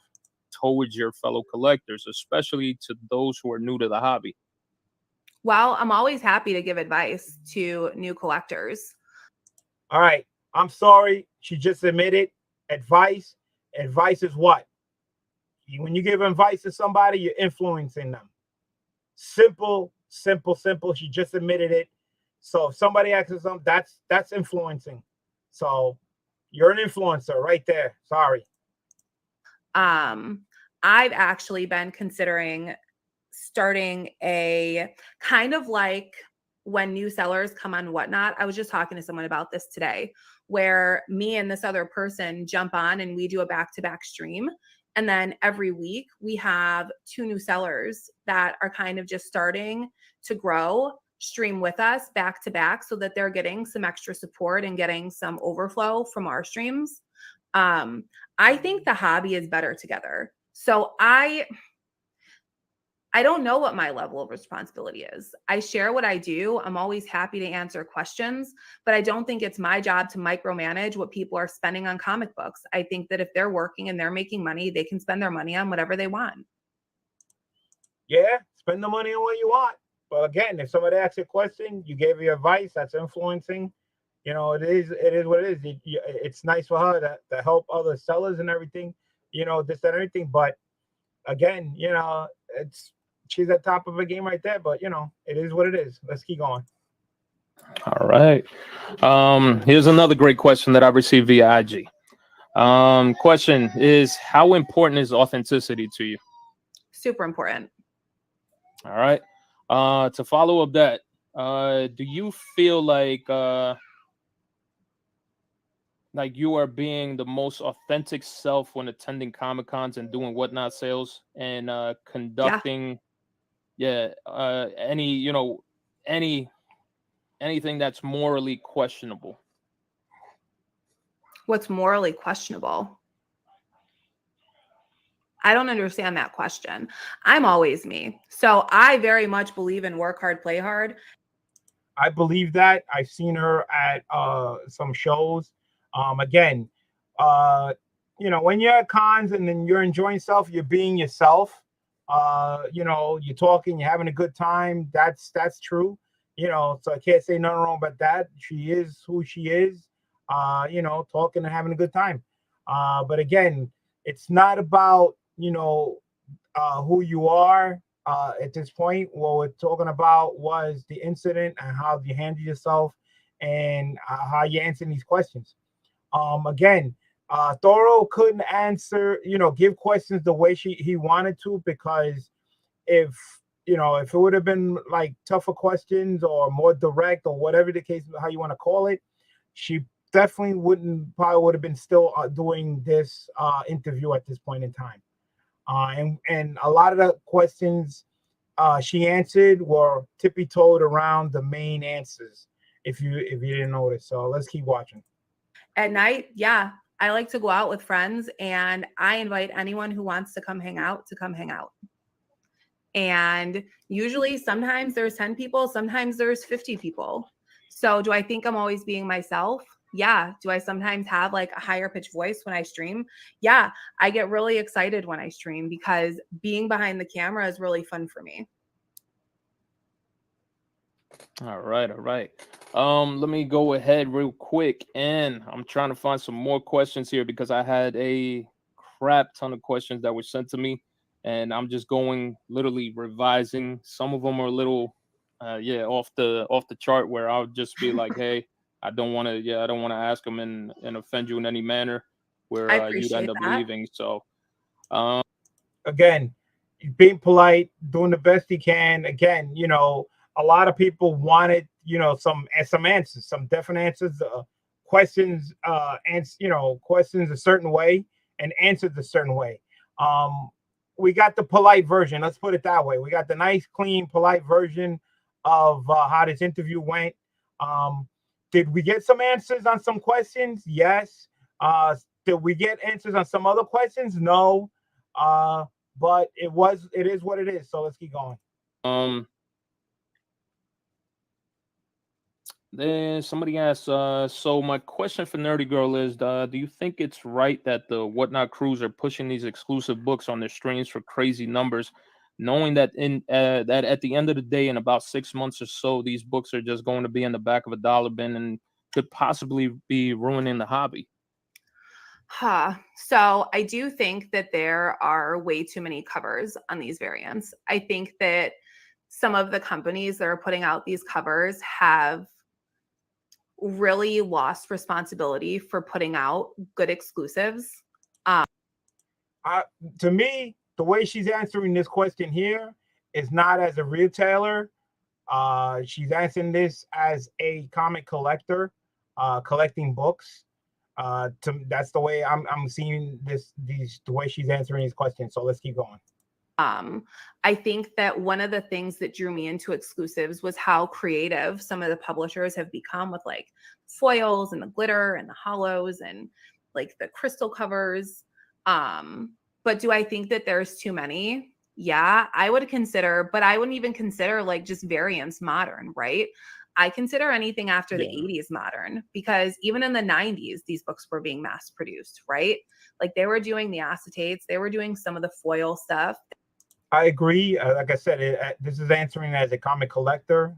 The foil, the variants are out of control right now. But yeah, some of the variants are dope covers. Foils.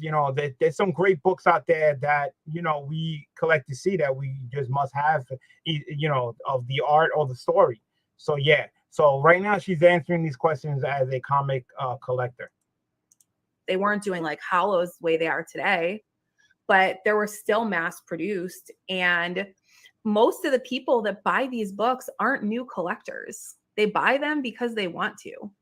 So if somebody wants to spend $50 on a book that might be worth 10, Well, again, I go back to that's kind of their decision. Do I think that Again, somebody spending $50 on a $10 book is not a comic collector. Those are the newbies that don't know what the hell they're buying, or it is a comic collector that just needs that one book for their collection, and they'll pay anything just to get it done.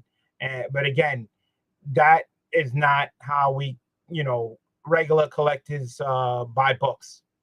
Only the newbies that don't know shit will pay that much. that there's too many? Yeah, I agree with you. I think that having 40 covers for one book is horrible. It not only hurts the market because there's so many copies of this book, but it hurts the people that are doing the exclusives because maybe they didn't know there were 40 covers. Maybe they thought there were 8, and now there's 40 covers and 39 other ones that they have to compete with. And that's very true. I mean, New York Comic Con, I've said this New York Comic Con by far was probably the most inundated exclusive Yeah, it was show. madness. Nah, I agree period. with you. It was madness. And with that, also, Greg D has a great question that I wanted to go ahead and put up here. He says, I know you're planning your Nerdy Girl Con. I see Whatnot is a sponsor. Does this help those people say Whatnot chooses to help comic book sellers, aka influencers, who help them get more commissions? So Whatnot is not a sponsor of my show. I'll have Whatnot streaming booths at my show. Okay, she just said that, yeah, Whatnot is not a sponsor, but she's using a Whatnot booth. How, isn't that almost the same thing as, again, it's a selling platform, but you're using the Whatnot name as a selling platform. So isn't it go hand in hand? You tell me. Okay, so there you go, Greg D. Because I I know I've have had this two I had friends this of question mine. being asked as well. I have 2 friends of mine that are helping me put on the event, which, by the way, as long as you can be respectful, anyone who wants to come is welcome. I'm hoping to get some artists in. I'm going to have some streaming stations, and people can come trade and buy and sell comic books from each other and hang out with each other. So she's going to have a live, they heard what she just came out. She's going to have a live session out of the Whatnot booth. Okay. How's that not, to me, that's helping being sponsored, or you, again, using the platform. But how many Whatnot people that are on Whatnot that sell will get this opportunity to use a Whatnot booth? You're not going to see a Whatnot app person who does sell on Whatnot that gets 15 people, 20 people on their stream to get the opportunity to use a Whatnot booth. All right, you're not going to see that. You're not going to get that. Why Whatnot's giving to Nerdy Girl? Because she has a big following. Simple as that. Let's keep going. That's what I want. I want an inclusive event that doesn't feel like you're not so-and-so, so you can't come. I don't roll like that. I don't care who you are in the industry. Do we get along, and can we have fun with each other, and can we respect each other? Cool. Come sit at my table with me. That's it. All right. I also had another great question here that I wanted to go ahead and put, because this was another one that folks were asking about. Let me see if I can find it. Okay, big shout out to Ed Loves Comics. So, as honestly as you could possibly be, do you feel like platforms like Whatnot ruin the hobby? No, because eBay's going to have, I think that, I know a lot of people don't like Whatnot. And I think that Whatnot was first. Why she say that comment? Why she thinks that people don't like Whatnot? Why would she say something like that? Because of what happened? What they turned the name into? Is it getting out of hand? Is Whatnot, getting to that point where some people hating it because of the direction they're going into? Yeah. So let me just say, what's up to Captain in Comics? Says, "Hoy, mates and mermaids, thank you for coming down." Lascrusa says he's a diplomat in his questioning. He's trying to keep it, the interview to keep going, trying to keep it as clean as possible. But we really want to get down to the questions. So let's keep hearing what she has to say. In the space of live platform shopping, where like what did someone call it the other day? That it's like social commerce is what it is. And I really like that phrase a lot because it lets you interact with the person you're buying from and see the book in real time. I think that irresponsible sellers on Whatnot are bad for it. People who don't take time to describe their books or look up what they're selling or ship properly are all bad habits that can be better. What's going to happen when eBay comes and they're now in the live shopping game? Are they going to ruin the hobby? Whatnot did something different in making it more social. And it was a good thing and a bad thing because suddenly it started to become a popularity contest, which I don't agree with. And I don't think people should view it that way. Like, genuinely, if you see me at a show, say hi to me. I'm super approachable despite what people might think. And I'm all right. Let me stop it right there because I sold on YouTube for many years. Okay, and I did my Whatnot sale. Yeah, I like the idea of Whatnot. You know that the prepaid, you paid right off the bat. You know, it does have its good things, but again, she's saying that you got it. You know, it's up to the seller to, to give more time into their streaming, putting information on the book, putting this. You can do all that. Okay, you can do everything she's saying. So the same book with all that information, and she sells the same book and she puts the same information, and you'll make less, way less, and she'll make more. Why? Because she has a bigger following. So it doesn't matter, what information you put on there. It's just the people following it. Yes, it will take time. You have to keep doing it, but if you're getting a lot more people buying on your show, that means they're coming from another place or new people. So it is what it is. All right, so I'm gonna keep letting this play, and I'll be right back. always down to have a conversation, but I feel like Whatnot did something different in what they were doing, and they were giving stream packs to people, and maybe people got too spoiled with what it was. And so I feel like Whatnot it can be a really good thing if it's used in the right way. All right, so in a way, you're sort of saying that you feel like there are some bad apples and whatnot. That Of course, there's Okay. bad apples everywhere, though, right? I appreciate you acknowledging the fact of that, because a lot of people don't feel like, like for you, because I'm going to talk about you Yeah, and go ahead. nobody else, because nobody else stepped up to the plate.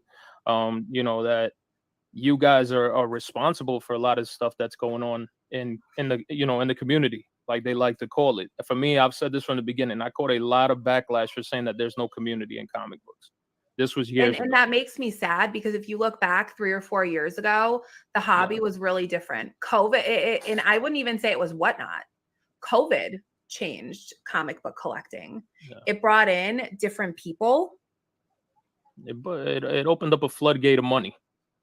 It opened up a floodgate of money that you are not Well, seeing that was anymore. across all hobbies. And I think Yeah. that when people see that, like it happened in video games, it happened in sports cards. I mean, look what sports cards did. You want to talk about a crazy hobby where you're taking crazy losses. Like, that is a volatile market built on gambling. No, big time. Yeah, I'm a card collector. I'm a sneaker collector. I used to dabble in sneakers big time, and I got out of that because it was all about the hype beast, and it seems like that whole aesthetic is coming into this hobby, into comic books. And the reason why I say that is because you could see how on the sneaker end of things, when I was part of it, sneakers were literally, it could be the ugliest sneakers, but as Yeah. long as you had the hype beast behind it, they would push it and they would go ahead and sell it for $1,000, and it could be the most god awful, ugliest sneaker on planet Earth. And Sorry. it seems like now it's actually coming into comics. And that's why I also had to ask as well, was the fact, because I know Nerd Tween was asking a really good question, but this was a question that I had in mind too. Yeah. Do you ever feel like responsible for the sort of separation of the comic community because of the things that were being done due to C2E2 and currently how we are right now? This is gonna be a very good question. See what her reaction is after everything that went down, all the backlash, and see, does she really understand her part in this whole situation. And we got Tat Comics. I've been watching this breakdown, and man, she had avoided some of the questions. Yes, Tat. Like I said, this interview was a clean version of the interview because we couldn't really ask. Thoro couldn't really ask the questions the way he wanted to, and she probably wouldn't have answered or left the interview. So you can only get what you get out of it, but you do get some answers, some truth answers. Like did she pick up 75 copies of? She admitted it. She also admitted that Jason was handled the black flag, handled it all wrong. But again, she did tippy toe around a lot of questions that she did not give a direct answer to.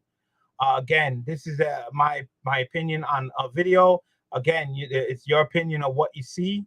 Again, my question was, I would love to ask her when she walked up to the table as the retailer and picking up these 75 copies when she admitted she saw the line, put herself as the comic collector nerdy girl and put herself on that line and give her opinion of what she saw from the other angle and what but that didn't happen. I try to get that question, but I just going over this interview and giving my opinions of what I think, what's going on.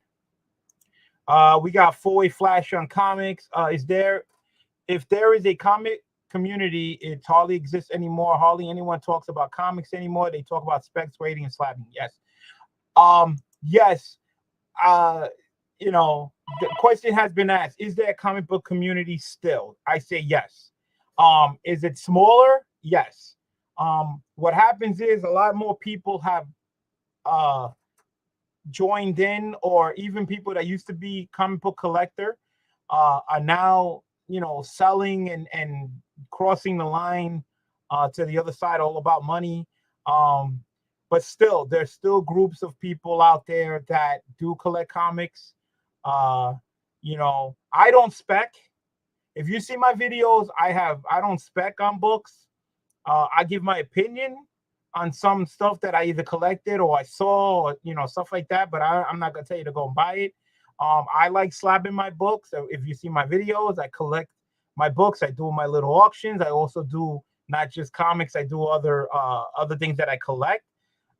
Again, that's been my format since I've joined YouTube. I'm a collector first. I said it. You could see that most of my videos is just unboxings. And I still say it's out there. And I go to cons and I'm enjoying the cons, not just because of that. I've been meeting a lot of the YouTubers when I go out. So I still do my thing. But has it changed? Yes, it does. It has changed. Again, it's all about money. Money just, twists everything around. And then they're using comic books to make money. And that's the bad thing about it. There's nothing wrong with it. We all make money off books, but again, a lot of us spend the money on reinvesting into what we collect. Okay. But as you can see, Nerdy Girl said it herself. She's a retailer first. Okay. I don't know if she probably was a comic collector first, but then she crossed over. Now she's a retailer first, and now she's a comic collector, and it's all about money, money, money, money. And it is what it is. He just says hi, four-way. What's going on, Tat? Long time no see. Thank you guys for coming in. I'm just going over this interview and opinion. Again, guys, this is an open forum. If you would like to come on live and express your opinion, please do so. Just let me know. I will send you a link in your IGs if you want to know. But let's just keep going and see what Nerdy Girl is saying about this topic here. No. If I am, then I'm sorry if I was, because I don't want this divisiveness. But I think that there are some accounts that have spread this rhetoric far before C2E2, that have created this divide far before C2E2 was ever a thing. My goal in this is to create open conversation and to kind of bridge and put to what happened, C2E2? Let's just get it down. Let's get this straight out again.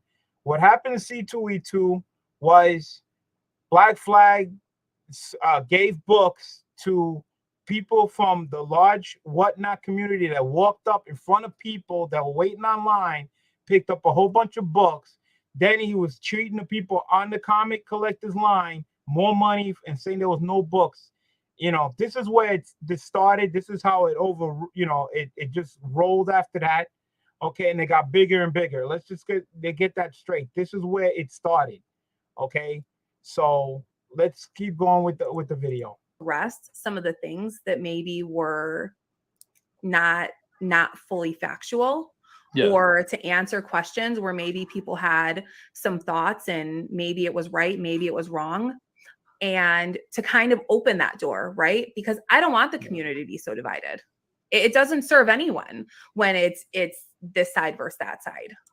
That's absolutely true. If you're a retailer, you don't want drama. You don't want this. You don't what it is. Retailers don't want to hear backlash of this, that, and everything. They want a nice, smooth sale.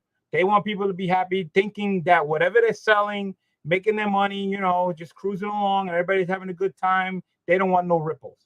Okay, they don't want no problems. What happened was this C2E2 thing blew up, went way out of hand, and kept on going.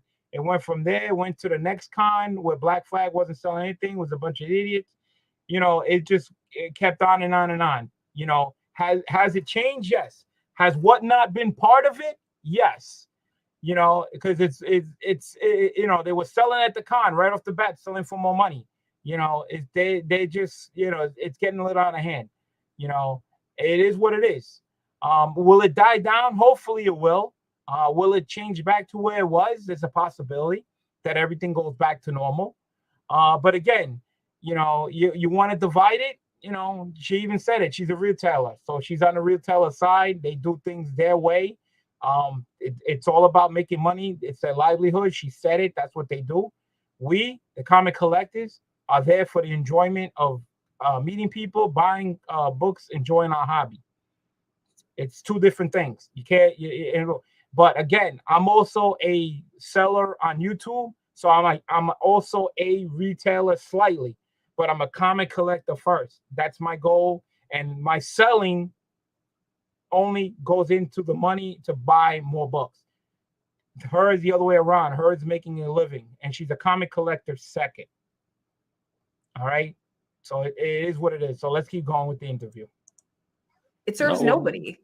No, yeah. You're, I say this, and I've just been noticing like it's gotten worse. For me personally, I do blame a lot of this on Whatnot. I blame it on people who can sit behind a keyboard without a face and just make posts and not always have it be factual. I think that I don't know if I agree with you that it's Whatnot, because Whatnot. Well, of course you're not going to say Whatnot because you're using Whatnot's format. You can't go against what you're using. It's making your money. How can you say something bad about what's making you money, what's giving you the format, what's hyping you up? She said even though she wasn't doing live streams from the con earlier, but she was getting some type of package, something that even though she wasn't doing live streams, she admitted that earlier. But then she also said that later on she's going to be doing live shows at the Whatnot booth. Some other show, probably not, I don't know, but she said that. So again, it's like back and forth. It's this, that. It's, you're getting two sides of the story. One is this, one is that, but again, there's no way she's going to admit that, Whatnot. It's her money and there's, bread and butter. You can't, so let's keep going. Has done a lot of good for a lot of people. Not take away me, take away whoever else, but there are a lot of small shops that were able to stay open because of Whatnot, that were able to thrive because of Whatnot.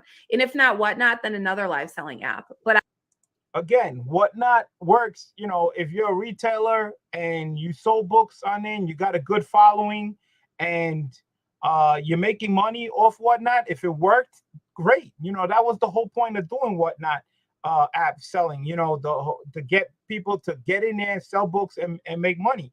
That was the whole point. But yes, it did help some people, but some people who tried Whatnot that didn't get a crowd, that went on there and selling books starting at $1 and they sold it for like $2 or $3.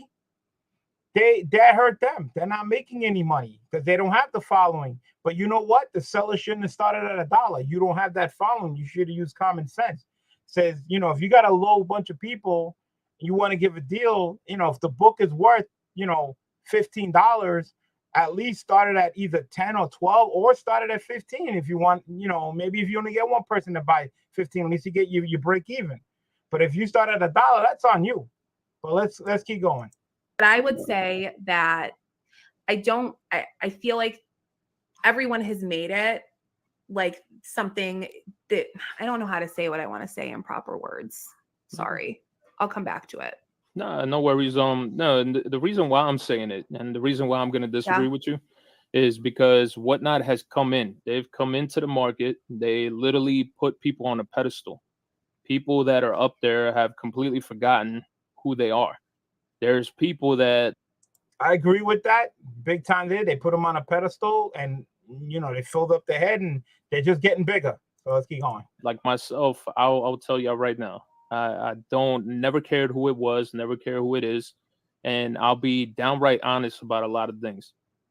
And the reason why I say Whatnot has been, in the lead of many of the reasons why this community has freaking segregated itself is because they're picking and choosing. They're picking and choosing who they want to put at the forefront. They're picking and choosing exactly who they're going to put the spotlight on and leaving people in the back burner. And when I first started with Whatnot, because I was on there, I was selling on there, I stopped giving a shit about it. And why? Because their mission, their freaking little pledge of allegiance was, hey, we're going to be here for everybody, for all the sellers. And when you sell people on that and you don't, own up to what you said, people are always going to feel like, what the fuck? You guys are saying here's for all the sellers. I know a lot of people hate it because I had people personally message me, and I'm not going to put their names out out of respect. But I've had a lot of people message me, and they were saying that they were upset with what I said. I said that all these little sellers out there are the sacrificial lambs of Whatnot. And the reason being is because anytime you ever see a Whatnot commercial, you see absolutely any of that crap. You see the whole the message that they put out. It's like, oh my God, I got a great steal. I got a hell of a deal on this. But who are you getting it from? You're not getting it from these top-rated sellers. You're not getting it from the people that are up there. From me all the time. Like I run everything at $1. I have books constantly. What I saw the other day, so like real quick, how many people do you get in your room every time you go live? I can have as few as 40 and as many as 200. There you go, guys. Whatnot, you gotta have a follow. So her low is 40. 40. I wish I would have had 40 people watching my Whatnot, but then she had like 200. Then she says, yeah, they get deals off my show. She starts off $1, whatever the book is. So what does that mean? Like I said it before, if she makes money off a book and the price is ridiculously high off a book, that means the people bidding on it have no clue what the hell they're bidding on, and you're making all this money. And if you get selling a book at a decent price or regular price or even a discount price, either they wasn't really paying attention, or you're getting actually collectors that know what the hell they're paying for, and you wasn't getting the money like the other people. So, but let's keep going. See, and then that's the thing. If you have 40, you got 40 people, even with that set amount, you're still doing really well. Versus somebody who has 5 to 10. Because when I started, when I started, I had 10, 15, 20 people in my room. Yeah. It took me a year to build up to that point. Yeah. You can't go in and be like, okay, I'm a brand new. And I think that part of it has to be expectations, right? Like reasonable expectations. You can't go in as a brand new account and say, you know what? I know I just signed up 2 weeks ago, but I want to sell an ASM 129 and I'm going to run it at $1. Well, guys, you're Whatnot. So, like I said, she's a retailer first. So she's in it to sell books. Now, most of us, again, we're comic collectors and we do sell, but we sell for our hobby. So what we sell is not probably, books either we already have or some books, high-end books, but we're going to have a certain amount of people, But where would you shop? Would you go to a person that, even, let's say, even if he has 40 people in his room selling books, but selling, so books, you might get a small, deal here, deal there. But, you know, you got another person who's selling high-end books, a retailer that's selling more books that you're looking for. Where would you go? Where would you spend your money? Where would you check out? Of course, the retailer, because their whole point is they're selling books on a regular basis. That's their main goal.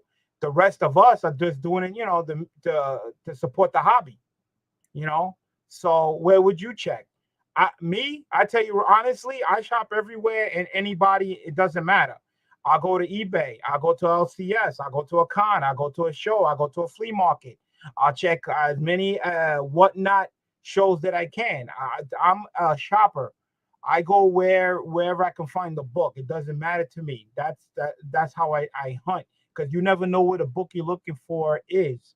Okay, but again, people don't think like that. They just don't want to hunt. They just go to one place and that's it. So, the rest of us who are small fish, you ain't gonna get a massive crowd. You'll sell some stuff, but that's the whole point. Are you happy with what I sell? I sell on YouTube and I sold on whatnot, but I sell on YouTube more because I like hanging out with people. To me, the format's a lot easier and I get better shipping deals. Okay. And even if I lose money on a book, make $5, $10, whatever, okay, doesn't matter to me, because the way I see it, the book is going to a home that somebody's gonna enjoy, and that's the way I'd see it. You know. Yeah, but what happens everywhere? I seen some YouTube auctions with garbage books but yeah, I seen it too. I seen it too. I seen books that are worth 50 cents, 50 cents a book, and go for like $4 or $5. And I look at the names of the buyers on some of these YouTube auctions. I have no idea who the hell they are. Have no idea. Never seen their names before, but they're buying garbage books that go for 50 cents for $4 or $5. I don't sell stuff. If I sell stuff, man, I sell the lowest is like a buck. All right, but most of the time, as you know, watching my YouTube, I sell slabs of books. It's up to you if you want to buy the slabs. But again, I always say sooner or later the book is gonna find the right owner. And the reason why I sell the slabs is easier to sell. It's already graded. It's easier to pack. Um, and again, some people can't afford slabs. Some people can't send the books to get in, so it helps out. But again, guys, if you just want the book, you can always crack open the slab and just take the book out. If you're not a CGC person, you can still crack it out, send it CBCS. Okay. I like my format the way I do it on YouTube. I done whatnot. I mean, it's not bad, but again, I'm not there to think I'm gonna get a crazy sale. You know what I'm saying? I know I'm not gonna get a big crowd. So, it is what it is. You're a buyer. You know what you want to buy. Buy what you're looking for. If I put up a slab and nobody wants to buy it, that's fine. That's the whole point. I show what I want. If that's not what you're looking for, then keep looking. So either another different slab will come up, or you check somewhere else. But again, sooner or later the book is gonna find the right owner. Uh, it's shopping on your own. That's why I like always find the best deals that I'm willing to pay, and when I get it for cheap, I always feel good they're paying than high. But yeah, well, that's the whole point of shopping. That's the whole point. I admit I paid overpriced slightly on some things because I needed the book and I wanted the grade. You know what I'm saying? I just needed it for my collection or whatever the case. But again, that's me. But again, if I could find the same book, cheaper, I do. That's the whole thing about shopping and buying stuff. But again, let's keep hearing this interview. Why would you put yourself in that spot? Hell, I still probably won't run a Spidey. But that's my thing. Check this out. Hold on 1 second. Okay. That's my thing. You'll do it, right? You'll start things off at $1 and it'll go well for you. Same other person, same average Joe. Yeah, same average Joe does the same thing, right? They go and start their stuff off at $1, and then automatically what happens? They end up losing. I saw somebody sell First Gambit, and sold that damn thing for $97. $97. I'm not even shitting you. There's plenty of times that things like that have happened. There's receipts. Well, and I've had that happen to me before. And real quick, hold on. Yeah, sorry. And real quick, the biggest thing was that you see people doing that. Why? Because they get it as an influence from people who are up there. So when they see that you guys are doing that, they go and follow suit too, because they're saying like, shit, I might have to do that because nobody's going to pay attention to my channel. For me, Whatnot has been such a freaking volatile freaking environment as far as that, where people, let's be honest, folks, when people go on there, everybody's looking to steal. You're not looking to get a deal. Let's be real. That's the true nature. And this is why I've gone back to my words from 2 years ago, where I said there isn't a community. People are always going to look out for themselves. People are going to do a lot of things. I know that I've said, I was like, a lot of these guys who have all these followings, you know, they try to give words of encouragement. They try to do all these things for the smaller sellers, but they fail to realize that, yo, you guys already have set up something for yourselves. You already have been on social media. You guys have already been out there. You guys have been doing your thing years prior to this, to the inception of this whole thing. So that's the same thing for me. It's like, for me going on there, people know me from where? People know me from here, from YouTube. Right. So people will follow suit and they say, hey, you know what, Thoro's selling on Whatnot. And then, of course, I'm going to have 20, 30, 40, 50 people on my channel because I have already built something. Right. So instead of Whatnot going ahead and helping these folks build, because you have to rely on them. If you don't have any sellers, what are you going to rely? You're going to rely on your top people and then that's it. Well, but that's where consistency comes in, right? You can't just do a one-off stream once every 3 weeks at random. No, that's true. But what happens if you don't have the time? Like, I don't have time to do my shows, or you know, I can only do my shows when I can. I can't schedule Whatnot channel like every Tuesday at 8 o'clock because I don't have the time. I'm not either at work or something comes up. But again, you know, how do you get the following? You just can't do it.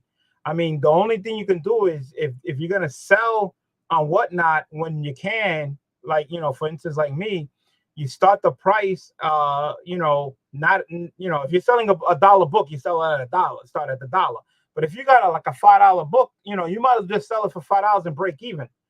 You know, if it sells, it sells. You know, as a seller, you better, you know, do your homework and try to just, you know, you're still going to give a decent price. You're just breaking even, but that's fine.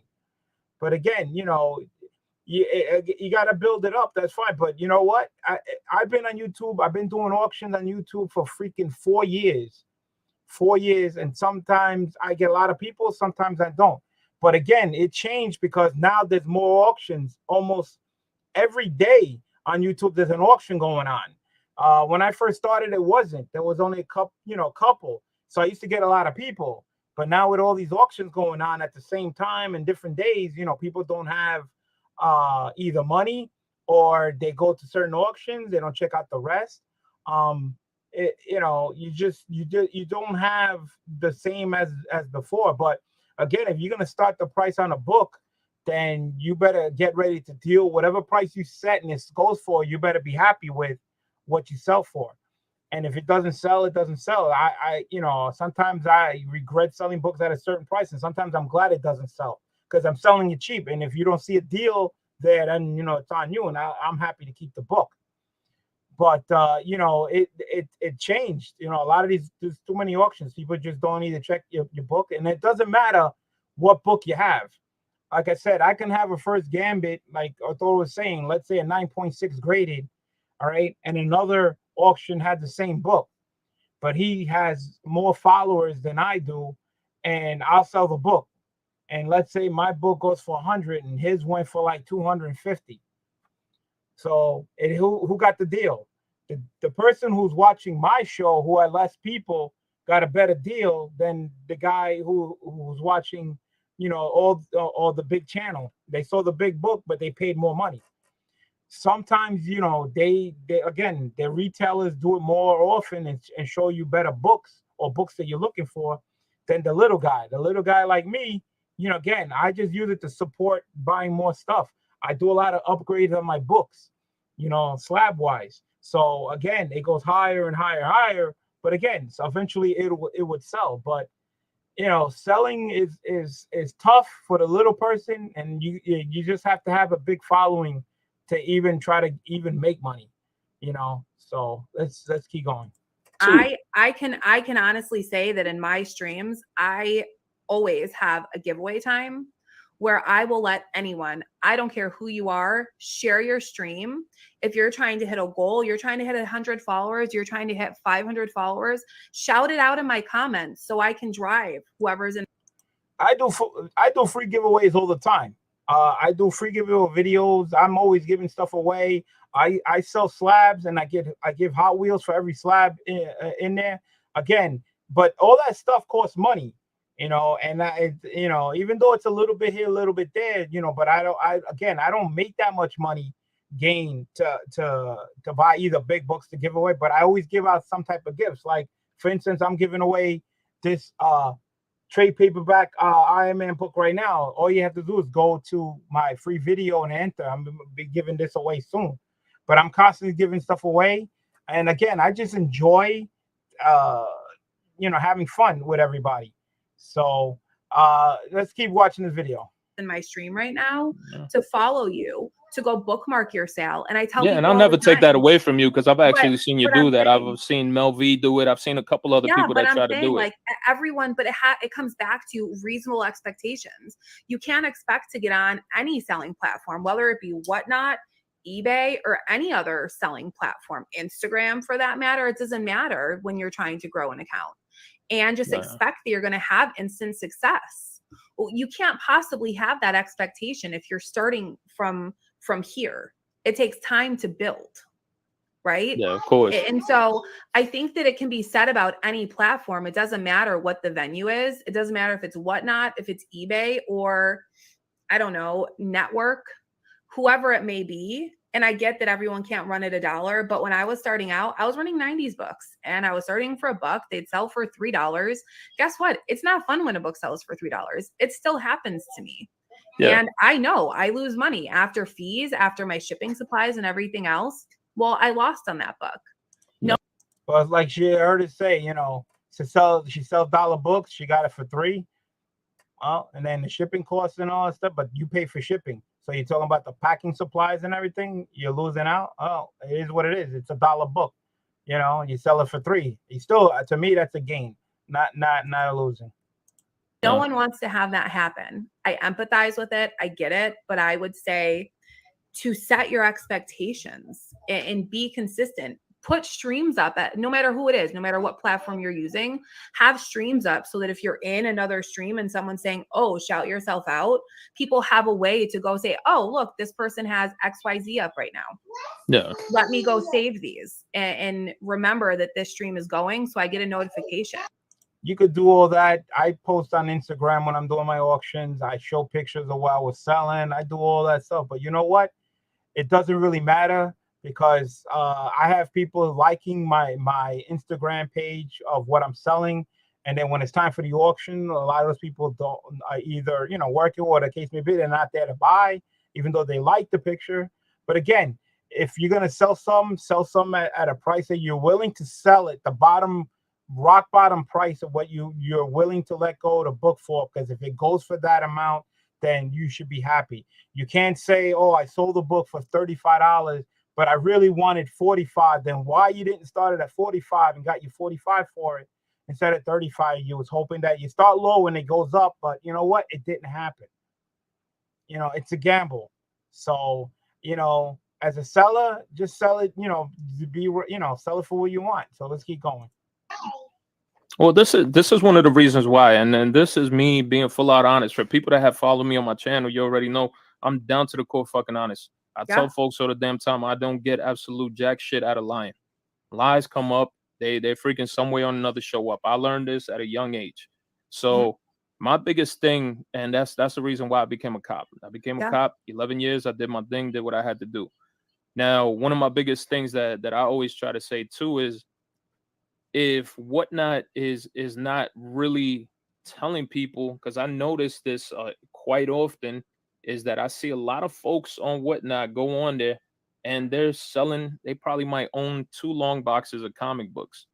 my biggest piece of advice to anybody like that is don't even fucking bother going on there. You don't have anything. You don't have anything. You're putting yourself in a predicament where then now you're going to start chasing after stuff. You're going to start trying to buy new books that come out every week. You're going to be dropping a grip because you truly will never know what's going to turn out to be good. I mean, look at the comic book market right now as it is on modern books. It is straight garbage. Nobody's picking up. Nobody's reading a lot of stuff. Nobody's doing none of that.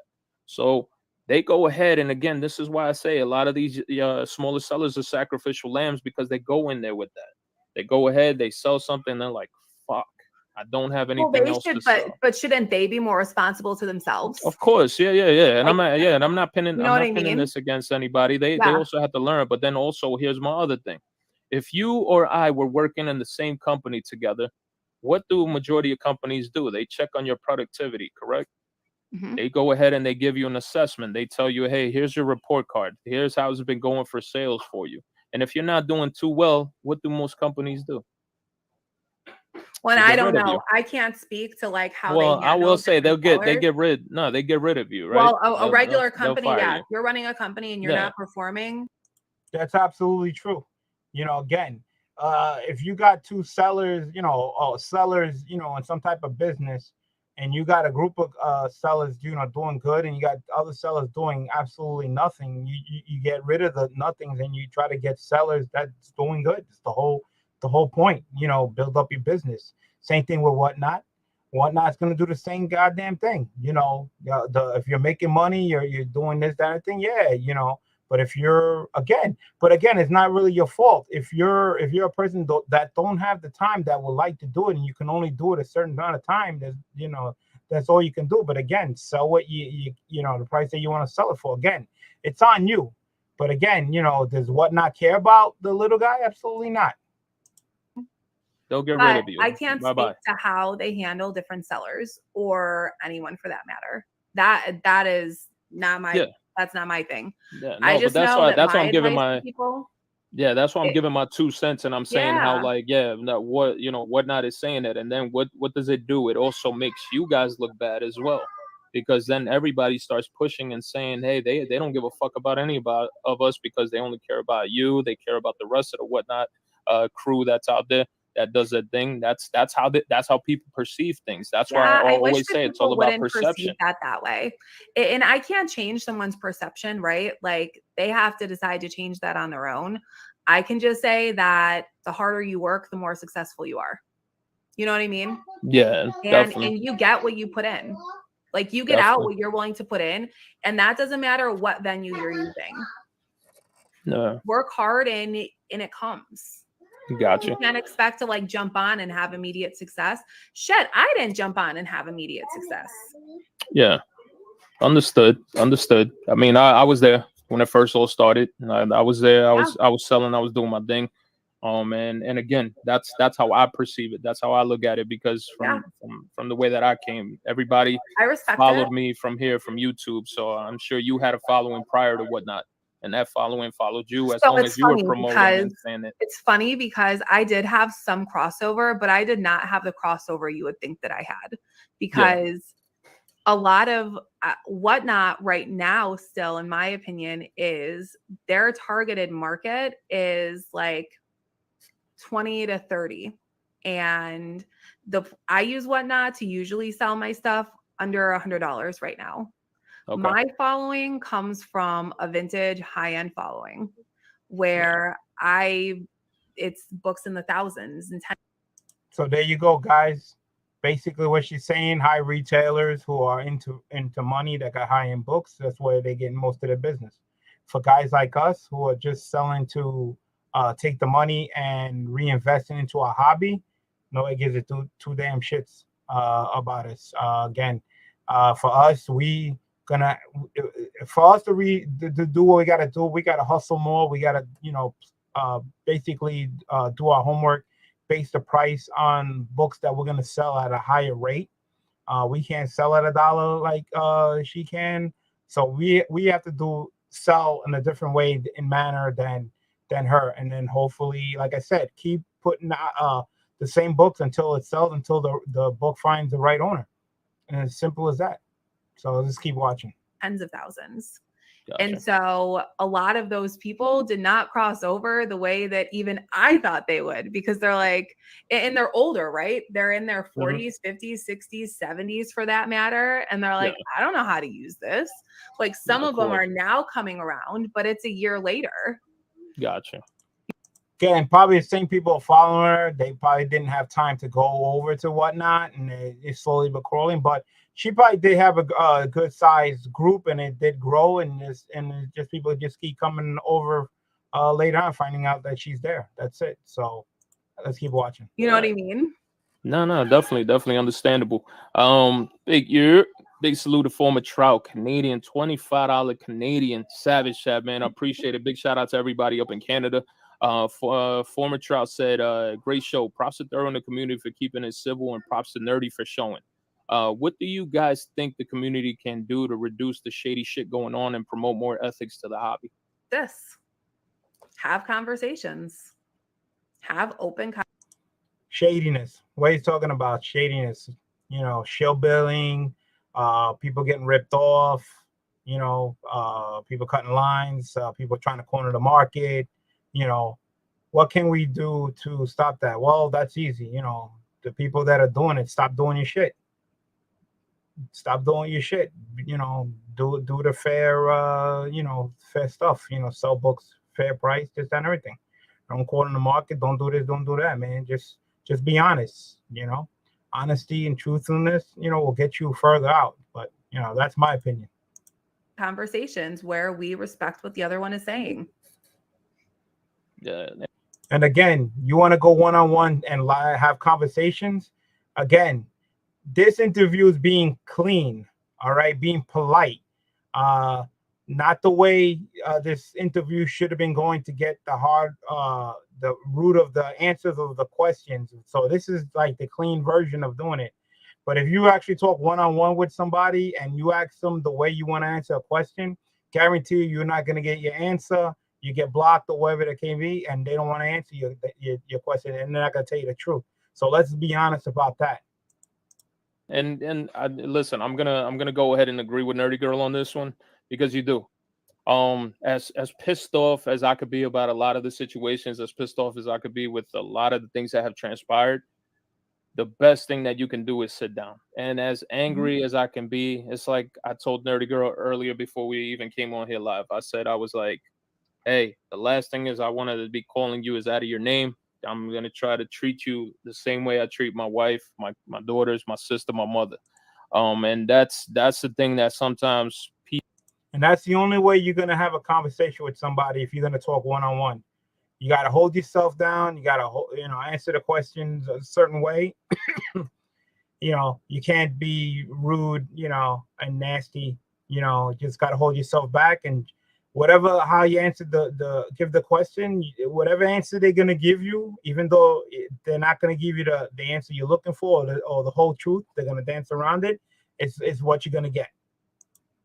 People just can't see eye to eye, and that's okay. And right now, like I said, me and her are having our disagreement as to how whatnot is different. I perceive it different from her. So just having the ability to actually sit down.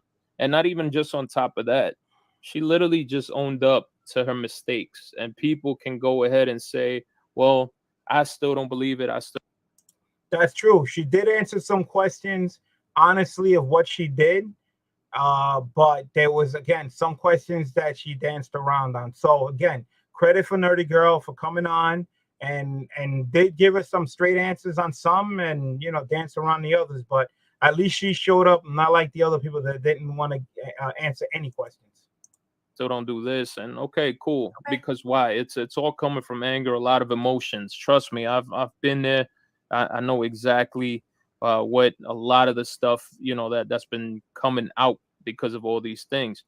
Not only that, there's a lot of people are having a shit ton of questions here because it's one of those things. Like, I know some people are gonna be like, okay, hey, you're not pitching enough fastballs here. You're not, you're literally throwing underhand. You're doing this, that, and the third.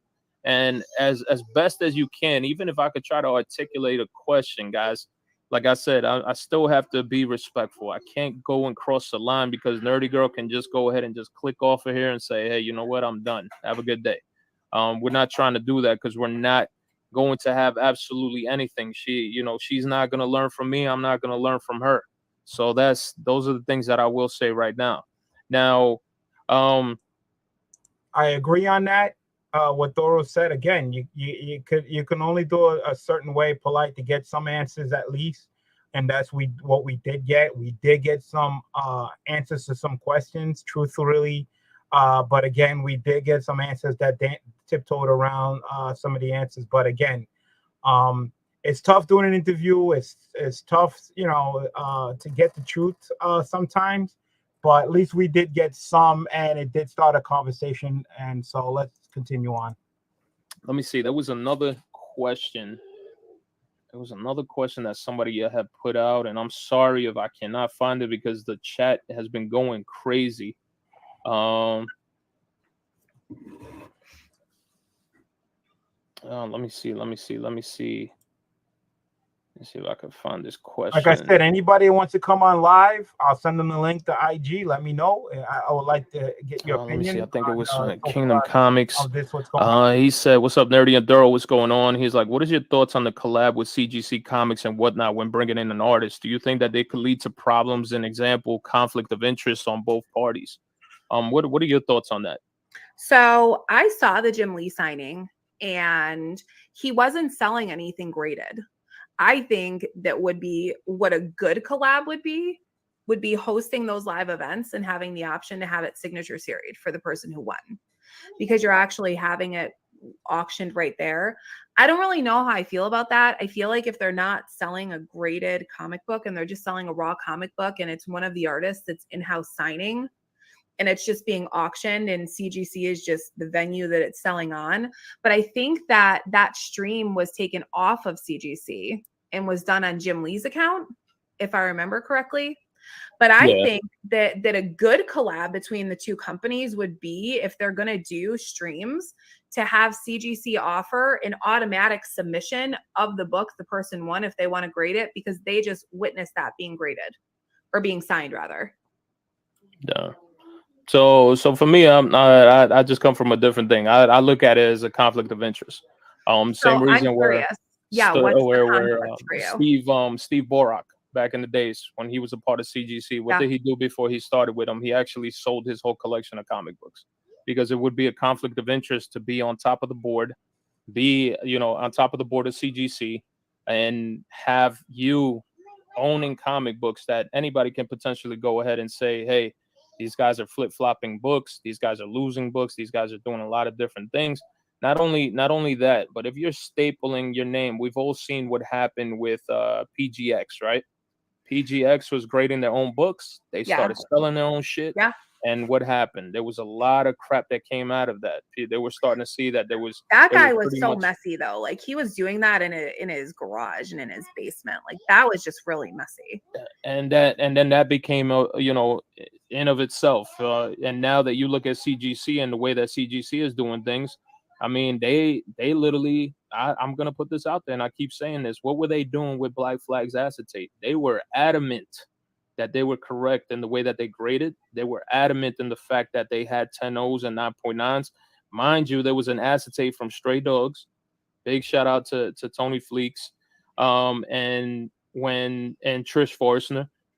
Because when that book came out, she came out and actually was in the chat that day and said, please don't include me with those folks, because ours was originally planned as an acetate. And mind you, there was 296 copies of that Stray Dogs #1, and not a single one of them got a 10.0 or 9.9.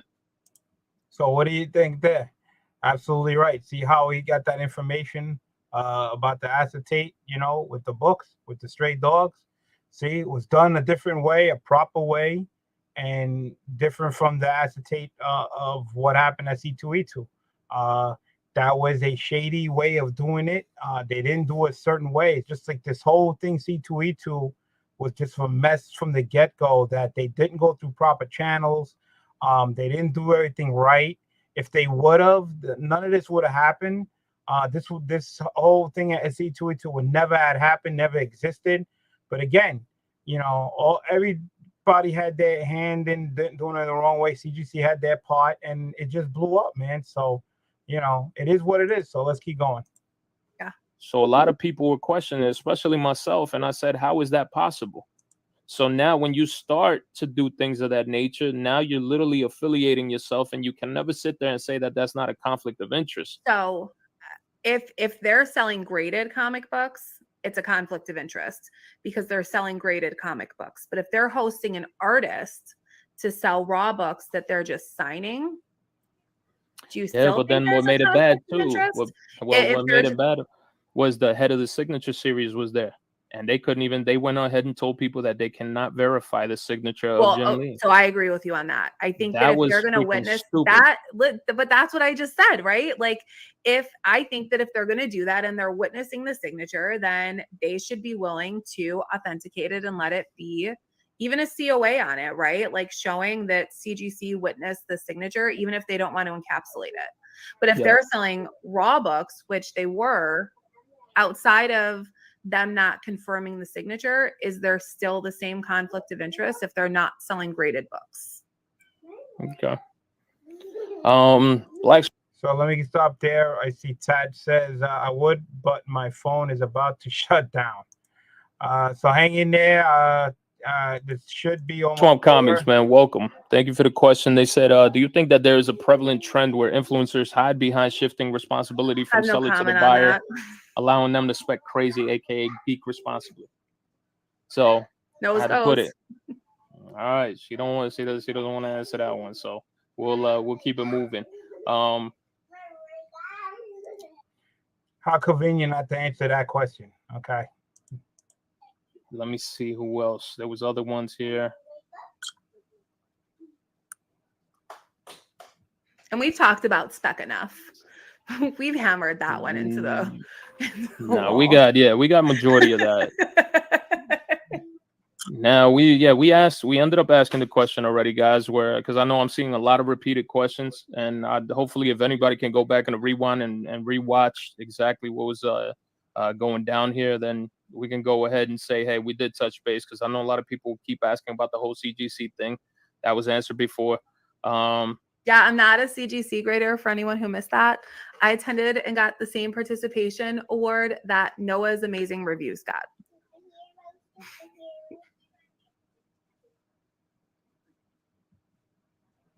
Why is this comment not popping up? Hold on.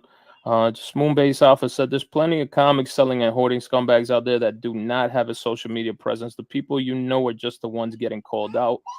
Oh, there's a lot of bad apples. There's it's all over the place. I'm starting to see a lot of.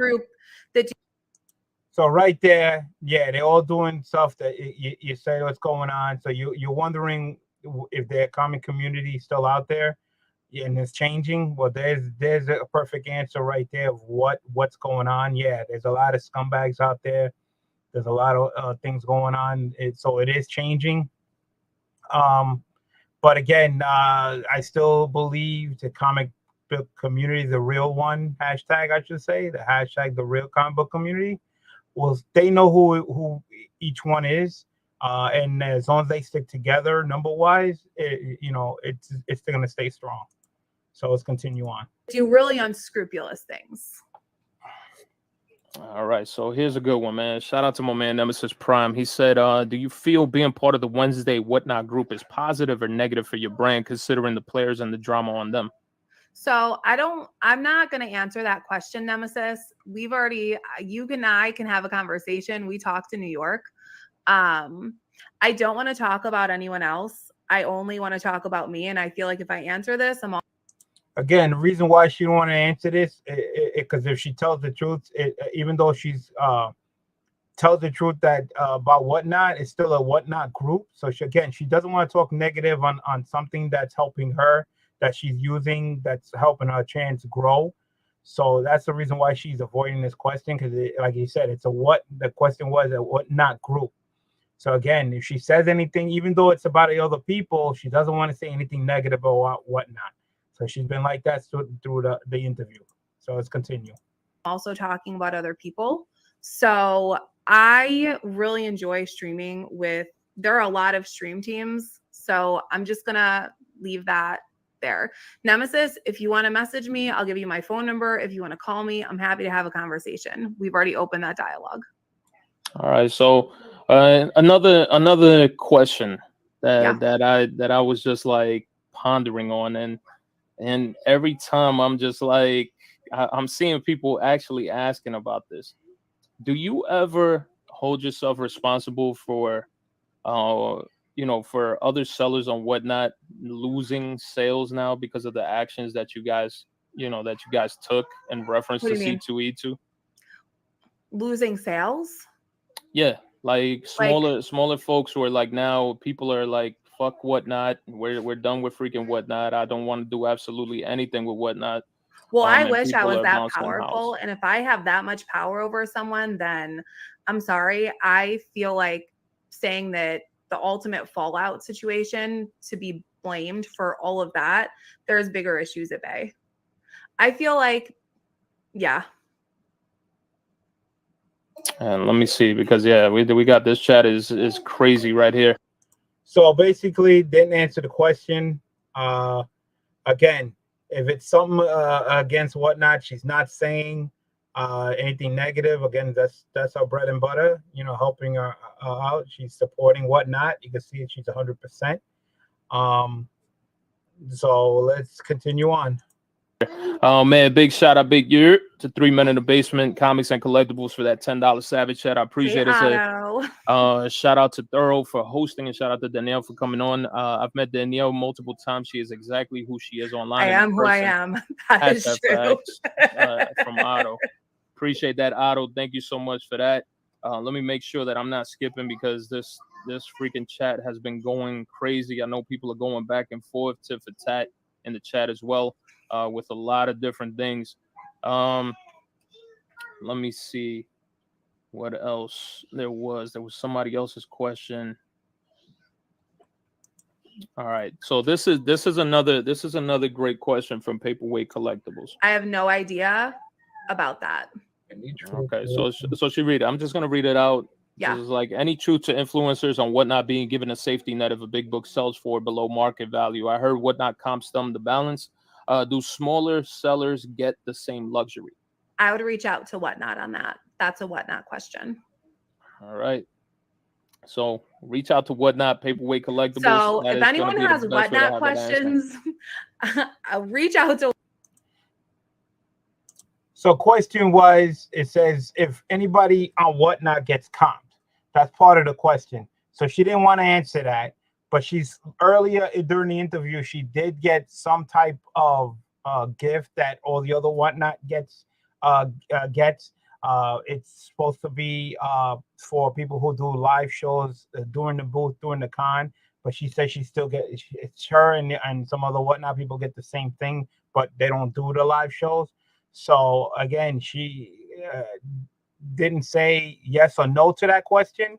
But she dumped it on Whatnot. So go ask Whatnot. So continue on. Whatnot. I don't work for Whatnot. I just use it as a streaming app. It's my preferred selling method personally. I enjoy it. I enjoy the community that I've built in my streams over the last year. Anything on like the business side it's not even on my pay grade. All right, here's a question from Hotfoot Teddy for you. What is Nerdy's view of the current comic market and her prediction for the future, like 1 year from now, 3 years, 5 years?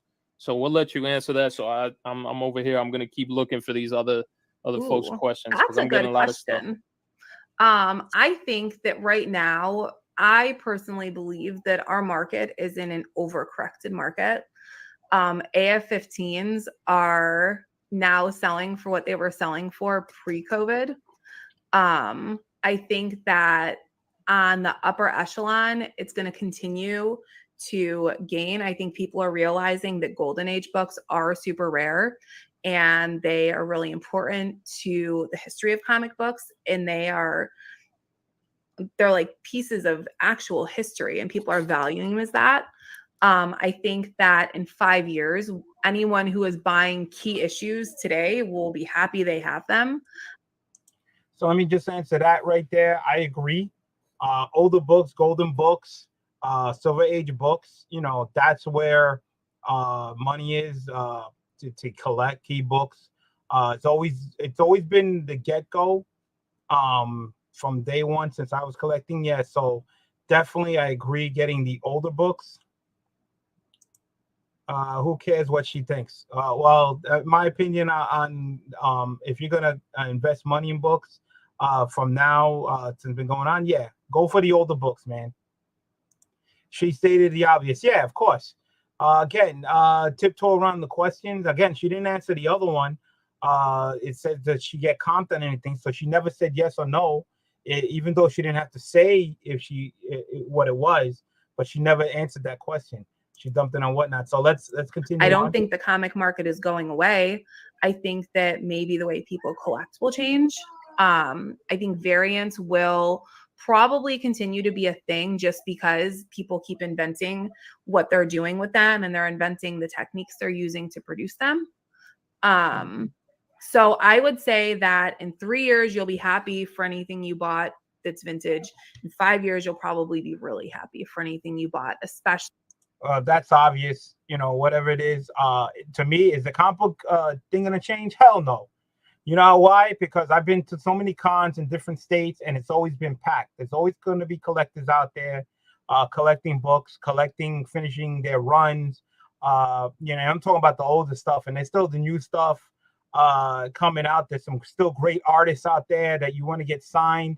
Don't pass the opportunity, because a lot of the great artists like George Perez, Neil Adams, Tom Font, they're all gone. You can't get the autographs because they're not here no more. So getting the books that are coming out now on great artwork on the artists that are here now, yeah, people are going to collect, because eventually those books are going to be old books, and they're not going to be here, and there'll be new artists further down the line. So yeah, is it going to stop? No, absolutely not. Is it going to grow? Hopefully the next generations. If you've been to cons, shows, flea markets, you see that not just older people, younger people are collecting and getting into the hobby. It is a great hobby to be into. So, again, she's just stating the obvious. Yeah, it's still going to be around. I don't see it slowing down. I think it's just going to keep going. So that's my opinion on that. Actually, like the upper echelon and really blue chip keys. And rising tides, right? Like eventually the market's going to come back. Like all the markets are down right now. Our economy's in a weird spot. Like people got back to living again after being home for 2 years, and they're spending money on other things. And so I think that eventually this will all shake out and you'll be happy for purchases, especially on vintage. All right. There you have it. So D-Womatic said, when eBay Live becomes available, will you remain strictly on Whatnot or sell on eBay as well? I will most likely stay on Whatnot and sell.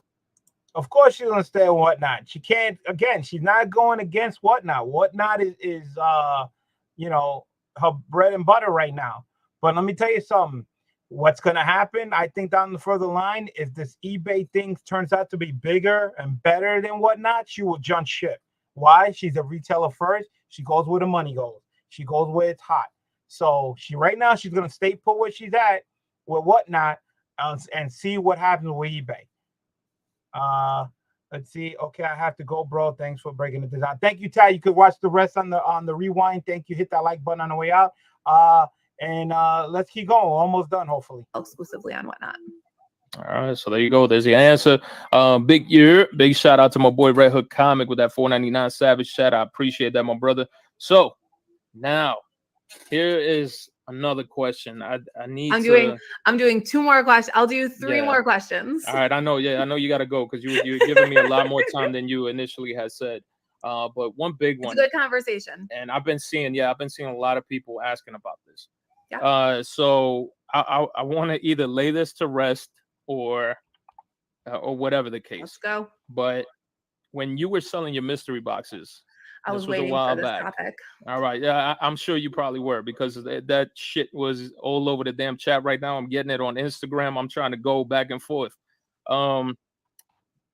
Did you ever acknowledge the fact that there was so many people that were so upset, so many unboxings that were done via YouTube, People saying that, hey, I did not get my money's worth. Some people feeling like like you actually went and gave all the good stuff to some certain folks in YouTube.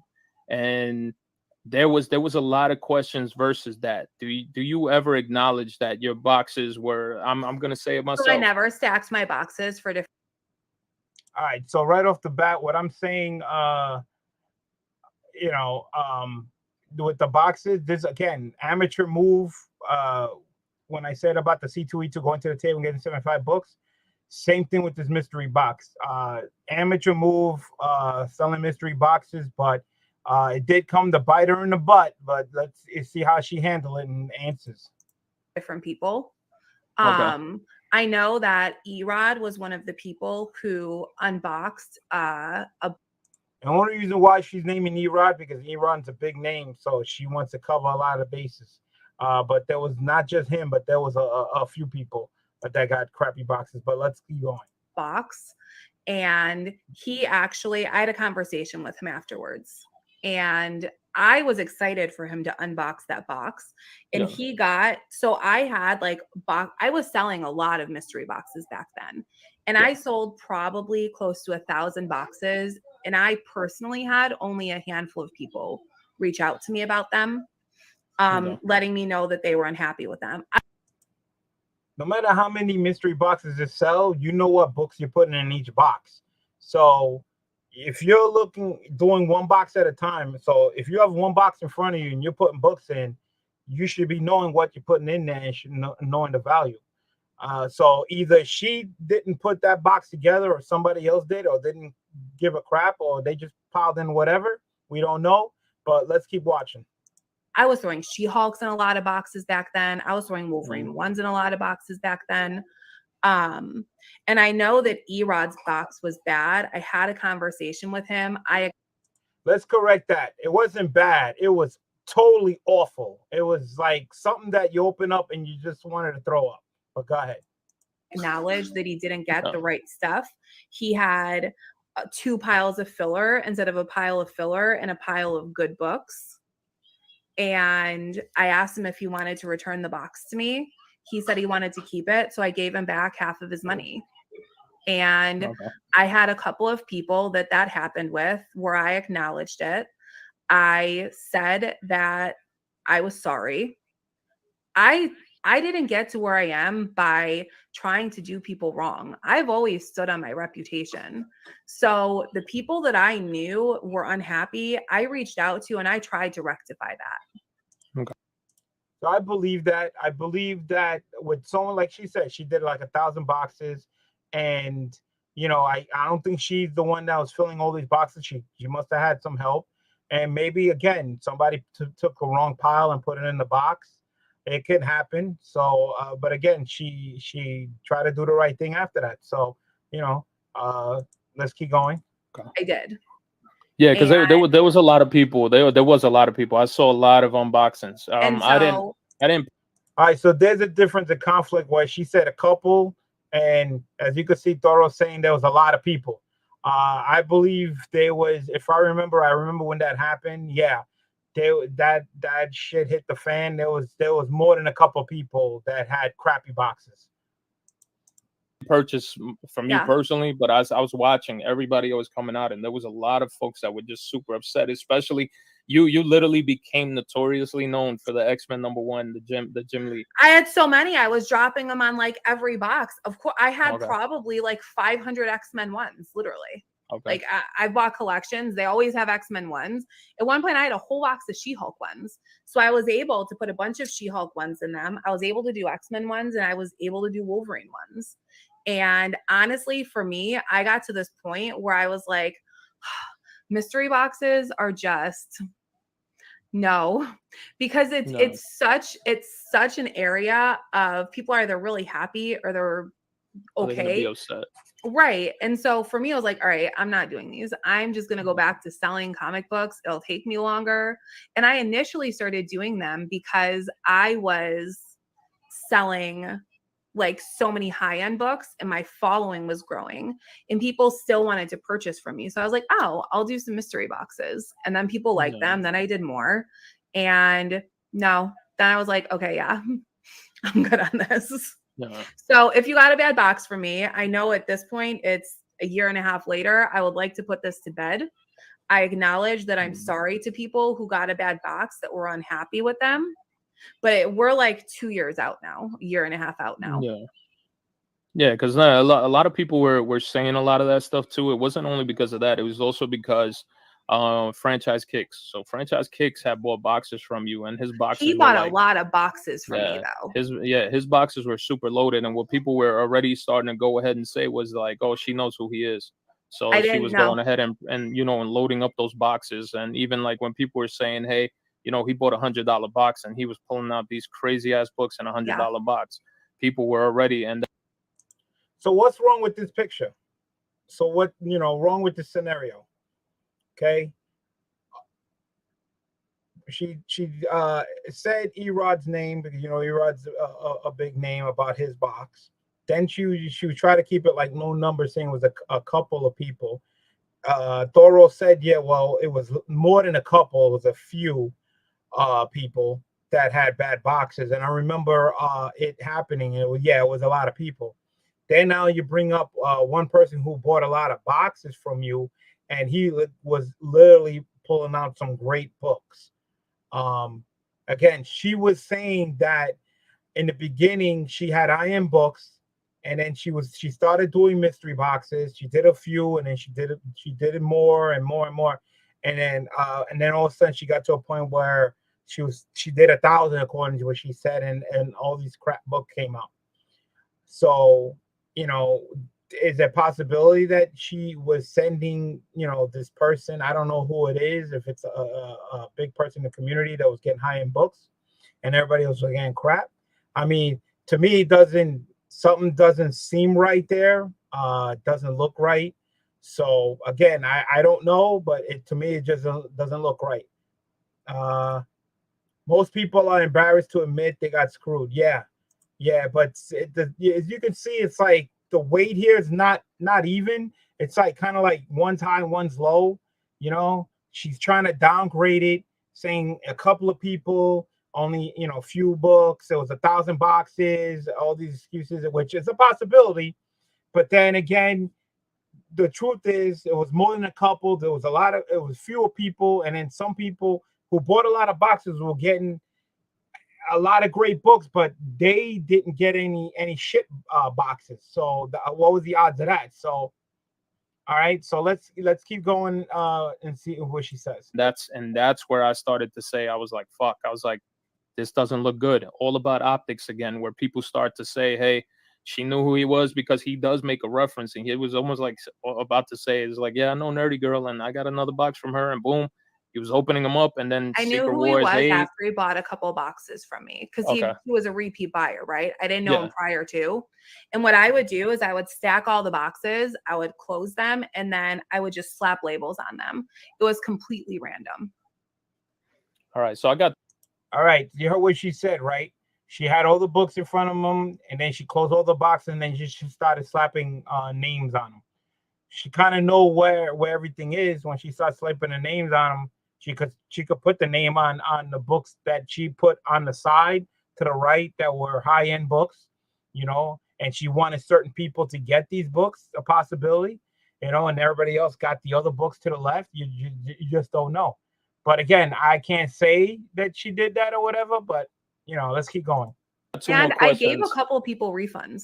Like if someone Alright. reached out to me because they were unhappy Because they want, and okay, actually cool. talked to me, yeah, I gave refunds. All right, so yeah, I wanted to lay that to bed, because I know that Yeah. that was a major thing that was being asked. A lot of people were saying that repeatedly, and I was like, okay, let's put this to rest, and I would, if she answers, she answers. If she doesn't, all right, whatever. I'm giving the melatonin out now. So there you go, guys. She admitted there were crappy boxes. She gave back the money. She tried to do the things right. All right, so great. So let's just move on from that. All right, so two more questions, because I know you got to run. Yeah. And I know that you got a lot of stuff to do for Baltimore. So somebody asked me via IG and said, hey, ask her if she's one of the sellers who gets lower fees on whatnot. Nope. Okay, so all right, so there you go. There's your answer. One freaking solid answer. No, she does not receive it. All right, now I'm saving this question right here. I thought it was a legit.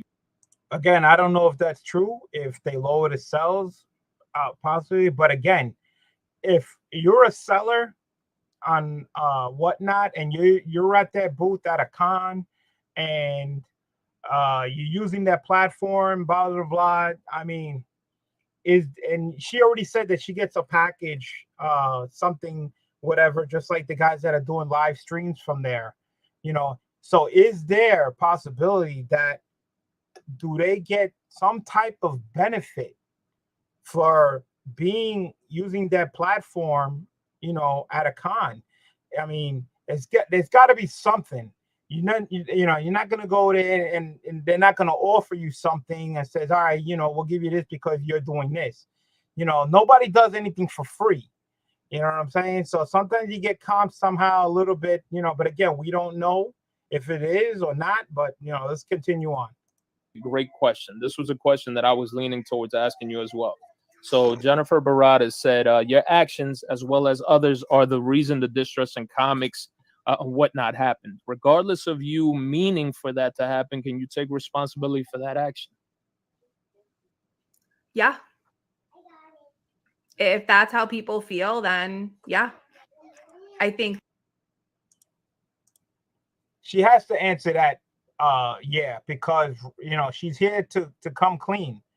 All right. The question is, to take responsibility. Of course, she can't say it. She's not going to say no after all this drama that's going down. What kind of answer can she give at this point? Of course, she's going to say yeah. That the hobby is bigger than just me or a handful of people, and I think that I get that I know in Stanley's words, with great power comes great responsibility. And I'm aware of that. I'm certainly much more aware of that after Chicago. Like a lot more aware of it after Chicago. Because what that means is, she made a mistake that she went to pick up these books in front of a line of people, and she's not going to do that mistake again. That's what that means. All right. Because I've never considered myself to be an influencer. I have always considered myself to be a retailer, a high-end comic book dealer who just grew a big following. I believe that 100%. She is now a 100% retailer first. Let's get that right. She's a retailer first, and we all know that retailer means it's all about the money and ain't about you. I don't do all that stuff. So I'm sorry for anyone that feels like it's my fault that there's distrust in the hobby. Yeah, but you can't. That's my thing, though, Danielle. You can't apologize for it if you feel like you didn't have anything. I agree 100% what Thoro's saying. If you're gonna admit to something, you gotta be, honest. It says you gotta take responsibility for your actions. And in this case, she's not. She's avoiding taking any responsibility, even though she's trying to say yeah. Again, don't get me wrong. There's nothing wrong with retailers making money as long as they do it the fair way, or the right way. There is a way of doing it. But there are some retailers out there that don't give a shit about you. They want to make as much money off of you, even though the book ain't worth it. Again, but depending what type of retailer you are. So let's continue on and see what she says. Behind I feel like I had a hand in it, but I don't think I'm the sole purpose for it. Yeah, no, and nobody's ever going to say that you're trust me, because the way that whole thing happened make a lot of people be like, well, what the fuck? I think it did a lot of things, right? It put a light on how it put a light on things that go on and have been going on for decades in comics. Okay, agree. This has been going on for years, but again, it's been done behind closed doors. Before the people came in. What happened here again was an amateur move that these people did all this in front of people on the line, grabbing all these books and started again. Black Flag shouldn't have sold so many books, but again, you got to take your part of responsibility of what you guys did was going there in front of people and grabbing all these books and started all this. So you do have a hand, but it totally wasn't just Nerdy Girl. It was a group of people. Let's get that right, because people said it online. They saw a group of influencers, a group of, and it just happened to be Whatnot people going up there and grabbing, getting all these books. That's an excuse. Doesn't make it right. Yeah, I agree. But let's hear what she keeps saying. Books. It's very Yeah. common for people to go in and get first shot at dealers' collections that they just get in. It's common for people to have deals ahead of time. Okay, agree. Yes, that's been going on for years. But the problem with that is they did it behind closed doors. Okay, they did it before the public came in. They told the dealer, all right, can you hold my books under the table and I'll pick it up later. You just don't do that in front of a long line of comic collectors who had paid to either hotels. They drove down there, spend their money on VIP tickets or regular tickets, wait online, get online to wait, get this exclusive, doing all this just to get to a book to see while they're online. A bunch of people walk by you, pick up a whole bunch of books, and then all this shit happen after. Okay? Does not make it right. Is she going to learn from this? Yes. Is she still going to do the deals from the retailers? Of course. That's not going to stop, but let's keep going. And a lot of these things have been going on. And I think that that's where the distrust came in, is because I've become this person who people kind of look to for advice. And I get that. I get that. I accept. Okay, that look for advice. If they're asking for advice and you're giving advice, you're an influencer. Simple as that. Okay. Again, the reason why is that you did it in front of people, and that's what happened. So let's keep moving. That, especially coming out of Chicago, more than ever. So yes, I accept my role in it. I think that it's a lot bigger than me, and I don't think that there should be distrust in the hobby. I think that we should be having more open conversations to bring the hobby back together and to create more level playing fields and more. All right. So you're saying, have more conversations. That's right. That's just getting the truth out there and talking about what the hell that you did. Again, the backdoor deals are still going to be done, but they're not going to be done in front of people. All right. So let's move on. More open communication. Yeah. Now that's the reason why I said what I said, was because if you felt like you have no responsibility in this, it's pointless to apologize, because then that's there's no sincerity behind the apology. It's pretty much you just almost feeding into it and saying like, yeah, I'm sorry guys, because if you feel that about me, at that point it's like you might as well not even apologize. You might as well just say, hey, like I freaking feel like I have nothing to do with this, or but if you acknowledge the fact and and you understand, my biggest question and my last and final question for you is coming from me is, what are you doing to improve what has happened? Have you been doing anything so far to improve anything at all? Or is this the beginning of it? This is a good question. Let's see what she says. Well, I'm certainly not going and buying unlimited amounts of exclusives. That ain't going to happen. She's still going to buy a certain amount of exclusives. I don't know if it's going to be 75, but if it's a hot book and she can get her hands on it, but again, it's not going to be in front of people. Yes, she's going to do it. Why? Because she said it from time to time again. She's a realtor. She needs to that's how they make their money. And again, if her friends, this is where she gets her information from. If her friends or somebody in the chat says, hey, can you go pick up my book? Some books, and she finds out how, she's going to pick up more, because this is what they do. It's been going on for years, so that's not going to change. I mean, I'm having open conversations, right? I talked to Nemesis when I was in New York.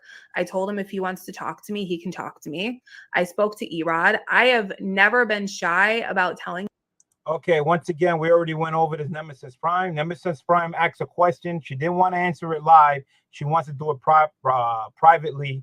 So it must be something secret. And then the thing is, she's talking about Erod was the mystery box. Yeah, she had to talk to Erod because it was mystery box. She went live. It was disappointing. I saw the video. It was a disgusting box.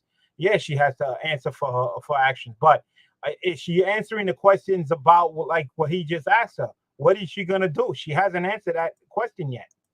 People that if they have something to discuss with me, come have a conversation with me. What do you think that I should be changing in the hobby? Now she's asking you what to do to change. So did she learn anything? I mean, she just went through a whole bunch of questions on the scandal at C2E2, that knowing what her part was of it, she wasn't the main thing, but she had a part of it. What is it she gonna do to change? And now she doesn't got an answer, and uh she's asking you what she's gonna do. So did she learn anything? Um, I got Marshall Warpath says I'm a bad influencer. All right, so let's keep going and see what what else she's gonna come up with.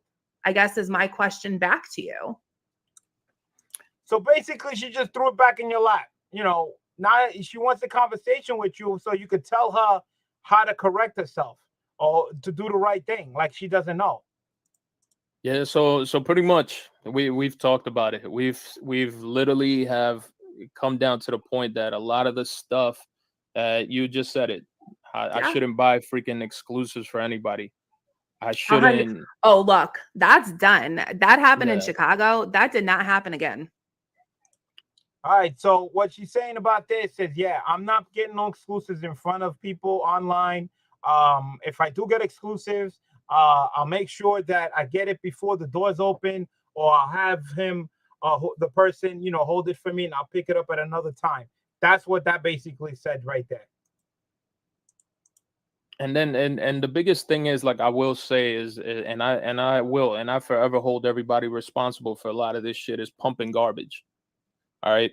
I Because respect that. when when you have things of that nature, and this was, and this is things that I always say is, like, you could look at the books that you have behind you.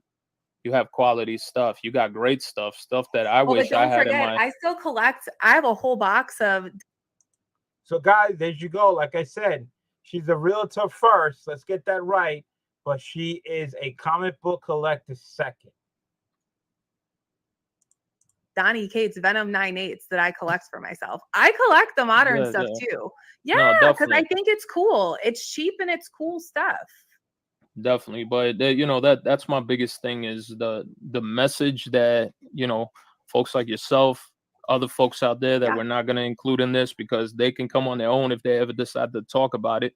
But if you guys know that you guys have this freaking, like, sort of almost power, in a sense, of being have that ability to control the market and being able to push out things to folks, and folks come in here so gullible. People do that goes in every side of collecting: cards, sneakers, you guys name it. It is all over the place. It's not just here in comic books. But when people are gullible and they feel like, hey, this person has all those books behind her, and if she says something, oh, she knows her shit, she knows what she's talking about.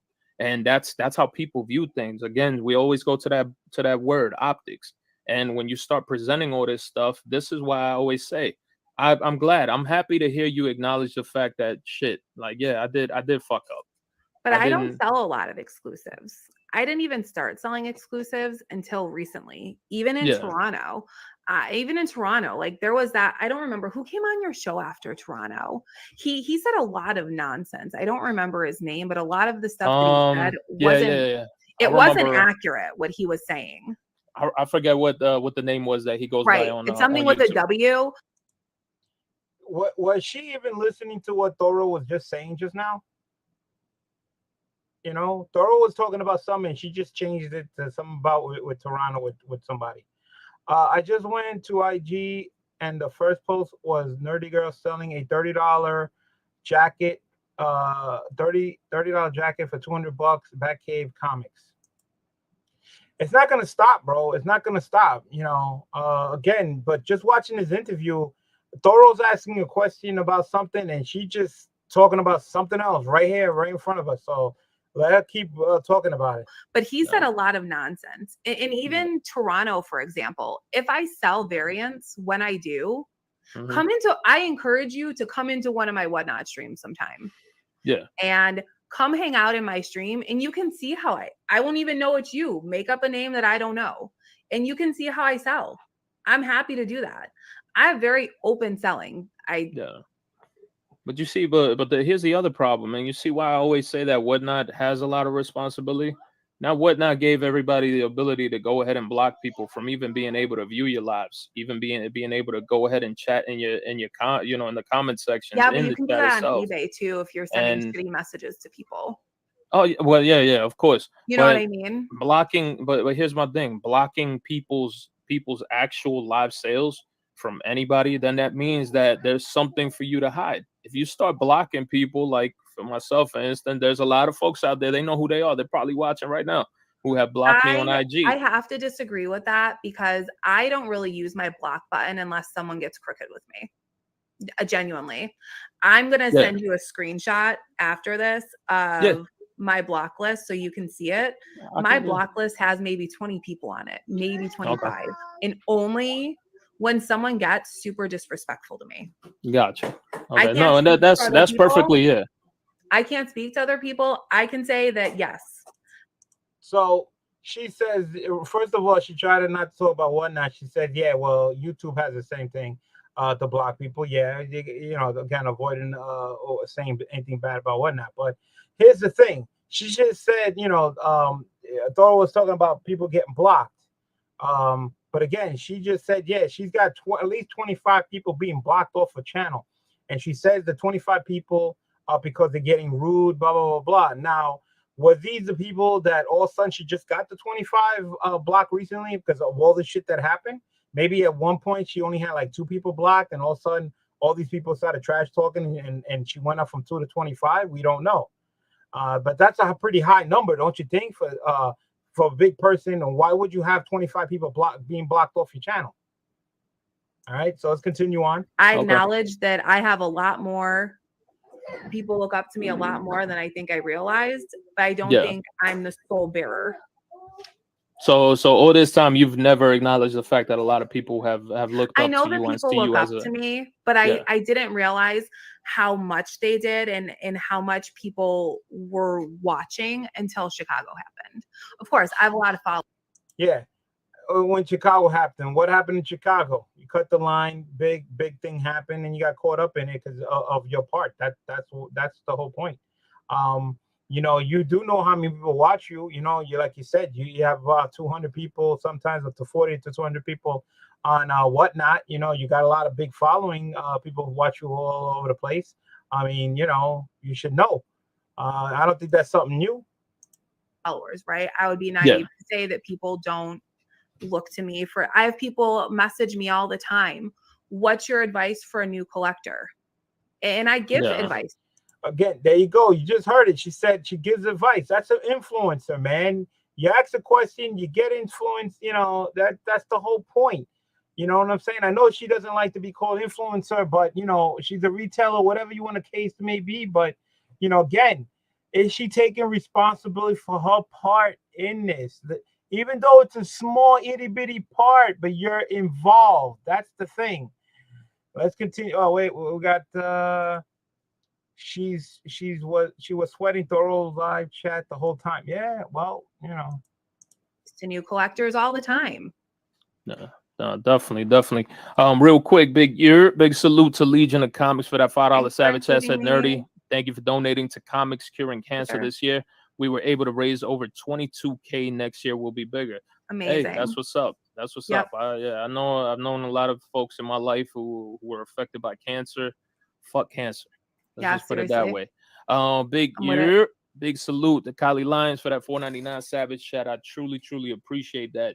Thank you so much. And let me see who else we got. We got another one from Darth Melvin. Big year and a salute to Darth Melvin for another $10 Canadian. Said Thoro, thanks for hosting this evening. You're one of the people who look out for those who are new to this hobby. People ruin it for others who spend big, lose big due to, as you say, pumping garbage. And again, I agree with that. These newcomers that are spending so much money on garbage books that don't know what they're buying. They're part of ruining what's going on. But hopefully they'll learn to spend not too much money on garbage. But let's continue on. We're almost done. Like I said, I really do thank Danielle a lot for coming on here, for acknowledging the fact thanks that for having me. Yeah, you know, things And freaking thanks for happen. keeping it respectful with the chat too. No, I tried my best. I tried Yeah, I my best. appreciate There that was a lot. genuinely. You know, I'm a one man army here right now, so Yeah, I try to do as much. I know there was a lot of people with a lot of questions. Some were coming off really disrespectful. So, again, what I try to tell people is like I understand the anger, I understand the frustration. Some people are still gonna walk away from this with a negative impact. Some people are gonna say, yeah, I don't believe her. I don't believe what she's saying. I feel like this is just a cover up. I feel like this is just, you know, just a little thing for her to come out here and say, yeah, you know, please forgive me. You know, some people walk away with that. Some other folks might say, you know what, I got a lot of respect for her. And for me personally, I will tell you, this is speaking solely from me, is I do thank you. I do yeah, appreciate the fact that you had the balls. Part of me saying that, but you had the balls enough to come on here it's and okay. I actually know. come and join me and you know and Yeah, coming, you know, coming on and saying what you needed to say, because a lot of people out there, again, this is why I 100%, we do have our disagreements, we have our agreements, yeah, as to why I don't honestly believe that whole blocking people from being able to view your sales, any of that stuff, yeah, that's just people looking at it, what I like to call is receipts. When you have receipts and you have proof, people are trying to hide all that stuff and they know who they are. Like I said, I'm sure they're watching right now, because it's the very same people that blocked me on IG. So you know exactly what you're doing. You're making it look worse. You're making it look worse, because, like I told Danielle before we even got on here, she knows it. We had a small conversation prior to going live, and I told her, everybody, listen to me when I tell you this. I've done investigations for a long time. 11 years of a career that got cut short because I was in a freaking robbery chase and ended up getting hurt. So I yeah, was medically retired. So my biggest thing is, remember what you guys post on social media. You tell on yourselves. You literally are giving your story feeling like you're doing something when you're really not. That is the best piece of advice that I could give to absolutely everybody and anybody. That is 99% of the way that I have actually solved crimes and freaking have come off with leads on a lot of stuff. So hence why you starting to see that. And then that's one of the reasons why I say, yeah, they block you on Whatnot from being able to view things. Then Whatnot is the way that I view it, is that they're hiding a lot of shit that they don't want to put out there. And there is a lot of stuff that's coming out as far as Whatnot, as to why I don't see it as the platform that a lot of people say it is. My biggest thing is I'm gonna have other people that are gonna be at some point joining me down the future, who are gonna be coming out. They're gonna be talking about what's going on with Whatnot and what is their mission, what is their aim, and what they're exactly trying to do. But again, Danielle, really, really do appreciate your time. Sorry that we went a yeah. little bit longer It's than okay. what we were talking It was a about. good conversation. I'm glad we were No, able to have it. likewise, likewise. And like I said, I did learn some stuff from you. Hopefully, you learned something from Yeah, myself, from the Savage Army in the chat. I know I couldn't get to everybody. Again, there was so many people in here. I think we had like 350 folks in this dang. chat. So yeah, that's a lot for me to be able to go, even for moderators to keep track of everything that was going on. But I really do appreciate it. Thank you for reaching out to me. Again, thank you to the Comic Menu for having me on their channel. And that's how Danielle actually said, hey, Yeah, I'll go on there. She even told me, I don't care if, you know, we don't have to pre-screen any questions. We don't have to do none of that stuff. So I appreciate you for doing that. And again, hopefully folks learn something. And if you didn't and you still feel the same way, you have every right to. That's how I view things. yeah. All right. Same But page. yes. So Danielle, thank you again. And Thanks. real quick, let me go ahead, unless you want to still hang out. But let me go ahead and give a big year to Brooklyn Born 718 with a $10 Savage Chat. Let me see who else is here.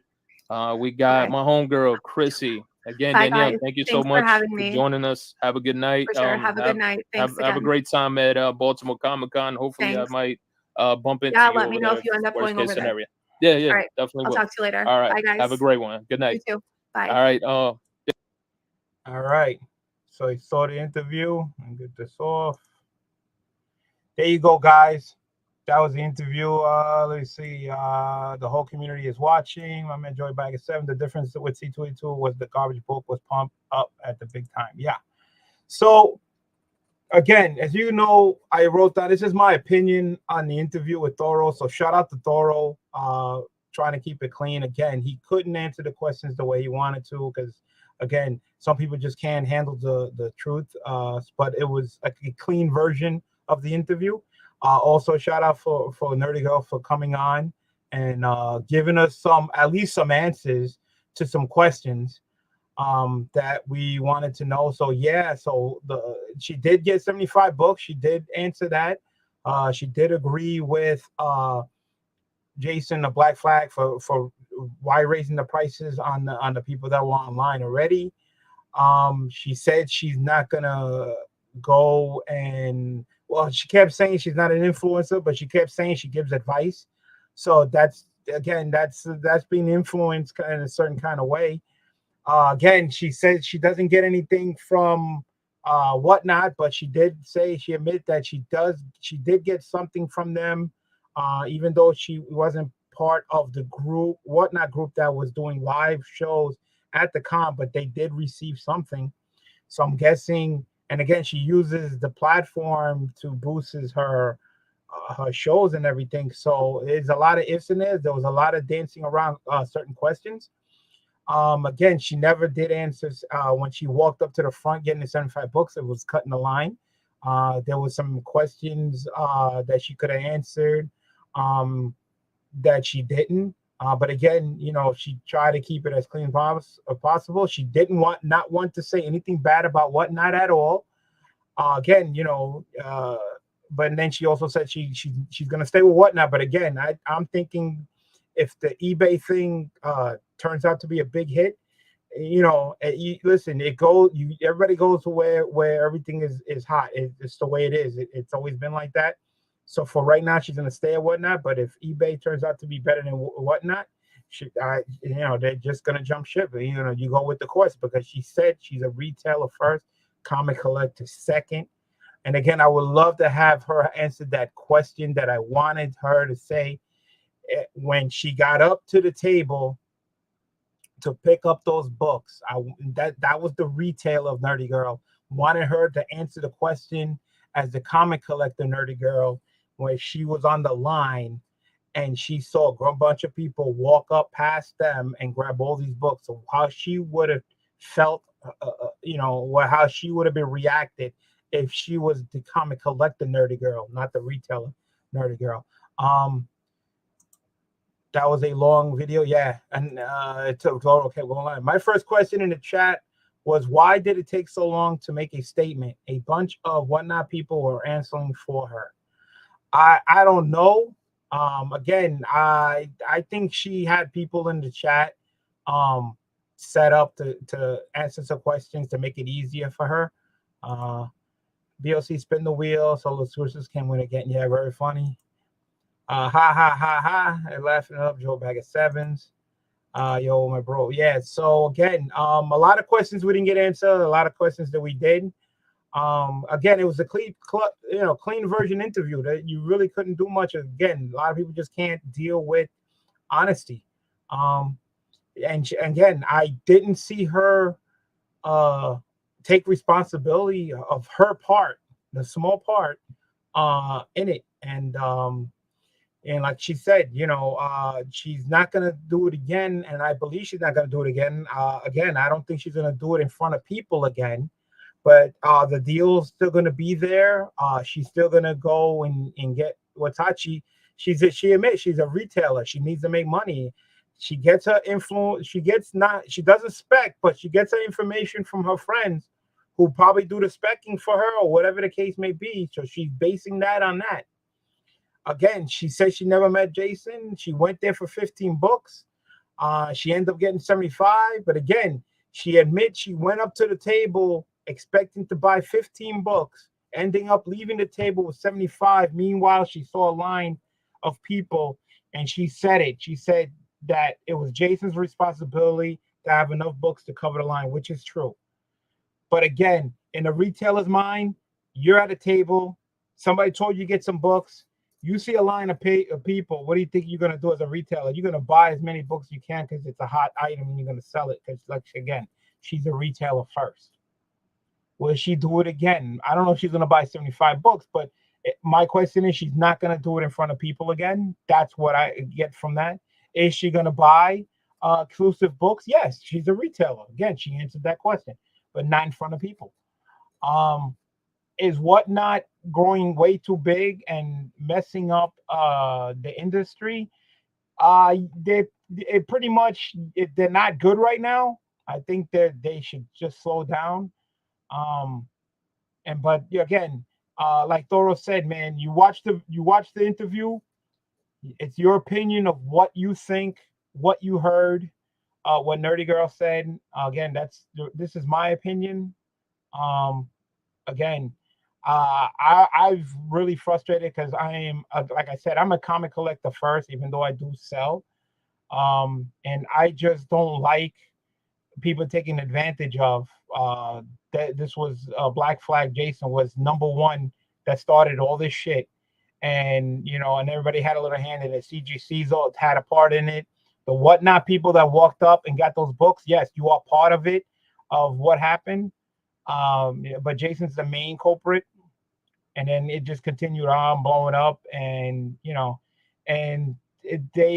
like the one that didn't take responsibility for their little part. That's it, and they're supposed to be part of the community, but I'm guessing the retailer, they only see dollar signs. They not looking out for people anymore. It happens. Sometimes people grow too big and they forget where they came from.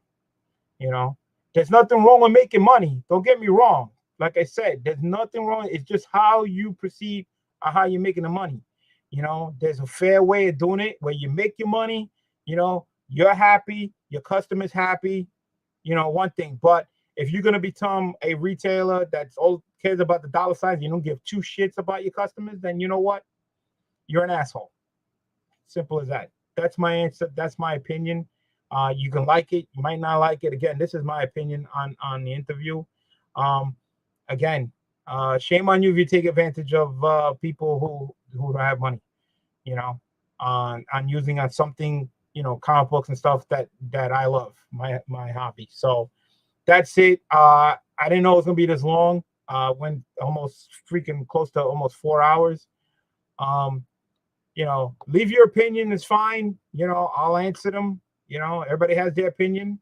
That's cool. You don't like the video, that's fine. Again, I had to get it out of my system because I just wanted to answer that question. If hopefully Nerd Girl watches this show and leaves a comment or IG me to answer to my question. And again, my question was not the retailer. Nerdy Girl was walking up to the booth.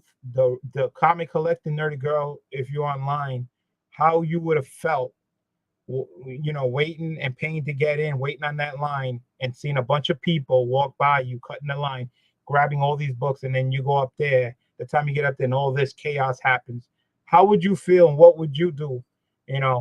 You feel exactly like everybody on that line, even myself, would have been pissed the fuck off. Simple as that. So, leaving on that note, everybody have a good night. When I'm gonna do the next show, I have no idea. You never know when the cat goes live. So this cat's out. So hopefully everybody be safe. Peace out. The cat is